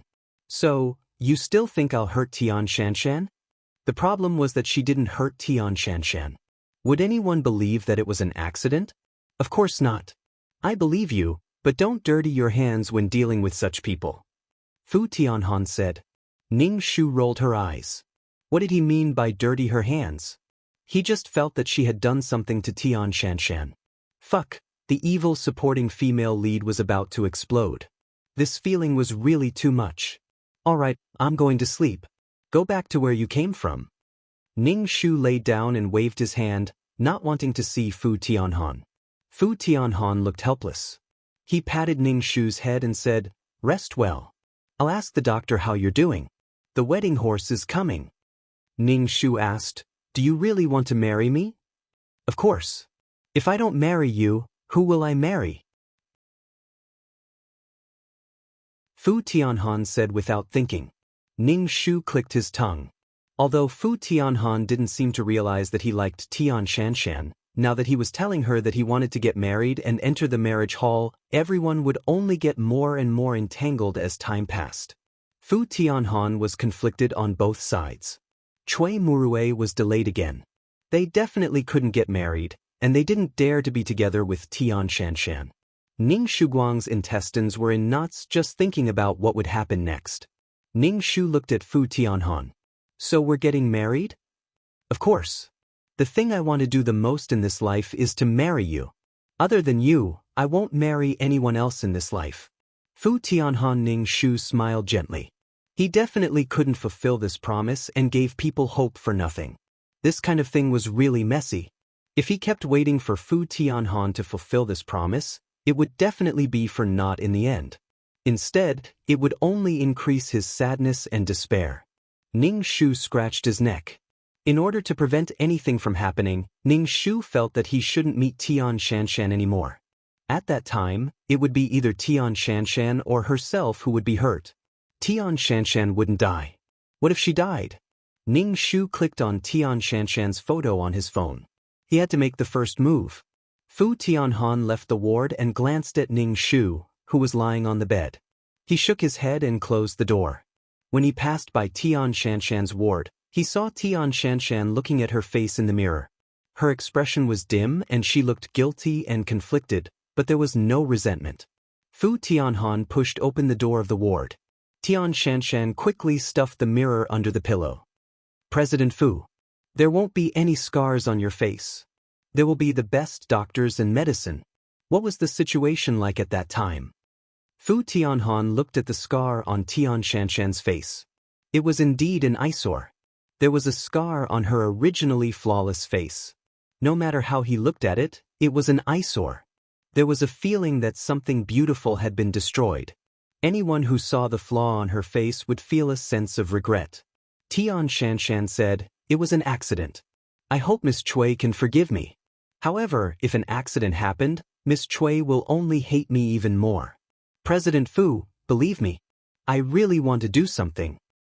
Don't look for her either. I'll handle this matter. I hope you won't disturb my fiancée in front of her, Fu Tianhan said coldly.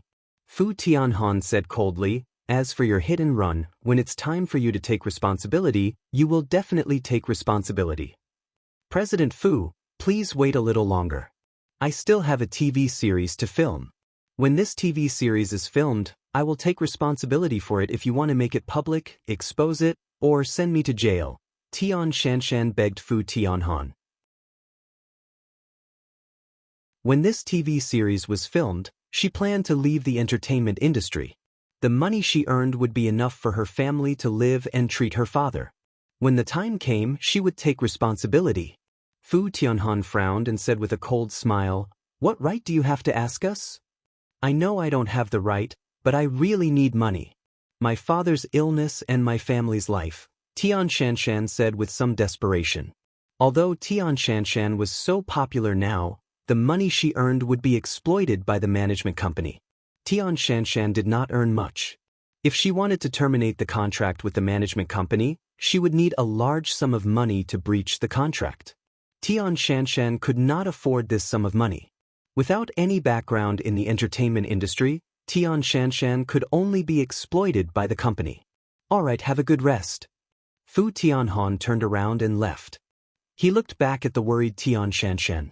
Tian Shanshan looked up at Fu Tianhan and bowed. I'm sorry. Take care. /BK.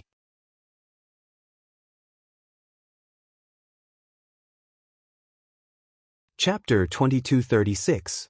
Because she had let Chui Murue down, Tian Shanshan faced Fu Tianhan with a sense of humility and fawning, wanting to atone for her sins. She hoped to be forgiven by Fu Tianhan and Chui Murue. Tian Shanshan looked especially pitiful and delicate. She looked very fragile. She crossed her arms and sat on the bed, curled up into a ball. Fu Tianhan wanted to say something, but he felt that he had let his girlfriend down by saying soft words. It was up to his girlfriend whether to forgive Tian Shanshan or not. I apologize on behalf of my fiancé for the injury on your face, Fu Tianhan said. It's because the surveillance cameras are broken, but I don't know what happened. But if she did anything to hurt you, I'll apologize to you, but that's that.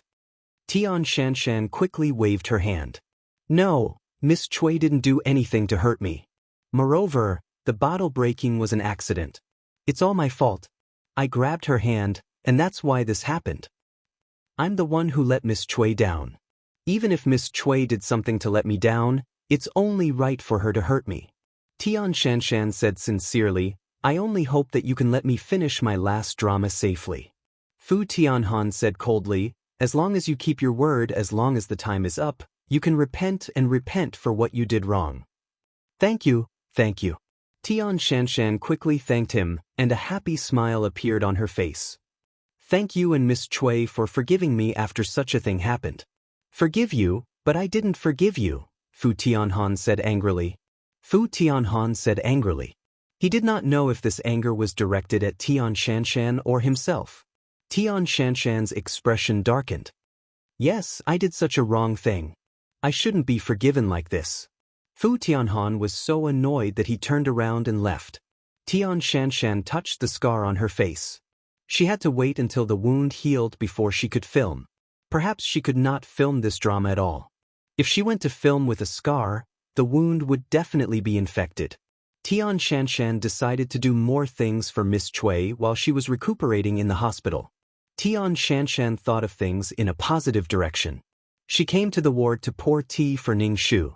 When Ning Shu wanted to go to the toilet, she came to help Ning Shu go to the toilet. He stayed by her side at all times, taking care of her meticulously. Ning Shu was speechless. I'm really annoyed that there's someone like this by my side. If you show a bit of annoyance, then you'll be the evil female supporting character who's making things difficult for the female lead. Was it torture or not? I don't like you hanging around me. What you're doing now doesn't make me feel comfortable at all. It's annoying, Ning Shu said directly. Please let me do something for you. I really want you to be safe. Let me take care of you, Tian Shanshan said humbly. You only care about eliminating the guilt in your heart. Have you thought about my feelings? I don't want to see you now. I don't want to see you. Do you understand? Ning Shu wanted to roll his eyes. Do you want to atone for your sins, or do you want to use moral coercion? Others would only say, she has done so much, why can't you forgive her? I was so frustrated that I grabbed you and knelt in front of you. I had to beg you to forgive me. I had to forgive you. After being pestered to the point that she couldn't take it anymore, she naturally forgave him. How speechless and aggrieved would the person who was forced to forgive be? Tian Shanshan quickly apologized. I'm sorry. If you don't want me to appear in front of you, I'll leave immediately. What's wrong? Fu Tianhan pushed the door open and saw Tian Shanshan's servile appearance. He asked Ning Shu, are you in a bad mood? She hangs around me every day and acts weak every day. Isn't she forcing me to forgive her? Ning Shu spread his hands. I'm extremely unhappy. I'm sorry. I never thought of forcing you. I didn't think so. Tian Shanshan quickly waved her hand. All right, don't be angry over someone who isn't worth being angry over. Fu Tianhan comforted Ning Shu and said to Tian Shanshan, you can leave. But Tian Shanshan hesitated. If I don't do anything, you're so annoying. What do you want me to do? Fine, I'll forgive you, okay? Ning Shu said impatiently. Don't bother me. Otherwise, I don't know what I'll do. Tian Shanshan's eyes were filled with tears. She left the ward and cried at the door. Her voice was suppressed and she did not cry out loud. She just kept wiping her tears. She's in a bad mood. Don't take it to heart. Fu Tianhan came out and said to Tian Shanshan, I believe she can see your sincerity. Your face? Thank you.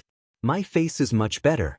Tian Shanshan forced herself to say, Miss Cui really seems to hate me. After all, she escaped from the gates of hell. She must have resentment in her heart. Although she's a little mischievous, you have to bear with it, Fu Tianhan said. Thank you. You're such a good person. It's great that Miss Cui has a fiancé like you. You take care of everything for her and love her dearly, Tian Shanshan said with a wry smile and walked away. Fu Tianhan frowned and turned back to the ward. He said to Ning Shu, let's forget about Tian Shanshan. She said that she will quit the entertainment industry after filming another TV series. When the time comes, she will bear the responsibility. Ning Shu tilted his head and looked at Fu Tianhan. Do you feel sorry for her? It's not that I feel sorry for her, but I don't think there's a need to be entangled with such a person. You look at her and feel bad. Why don't we just let it go? Fu Tianhan said.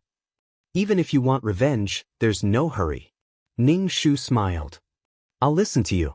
Fu Tianhan patted Ning Shu's head. We're getting married. Don't spoil the mood for an irrelevant person.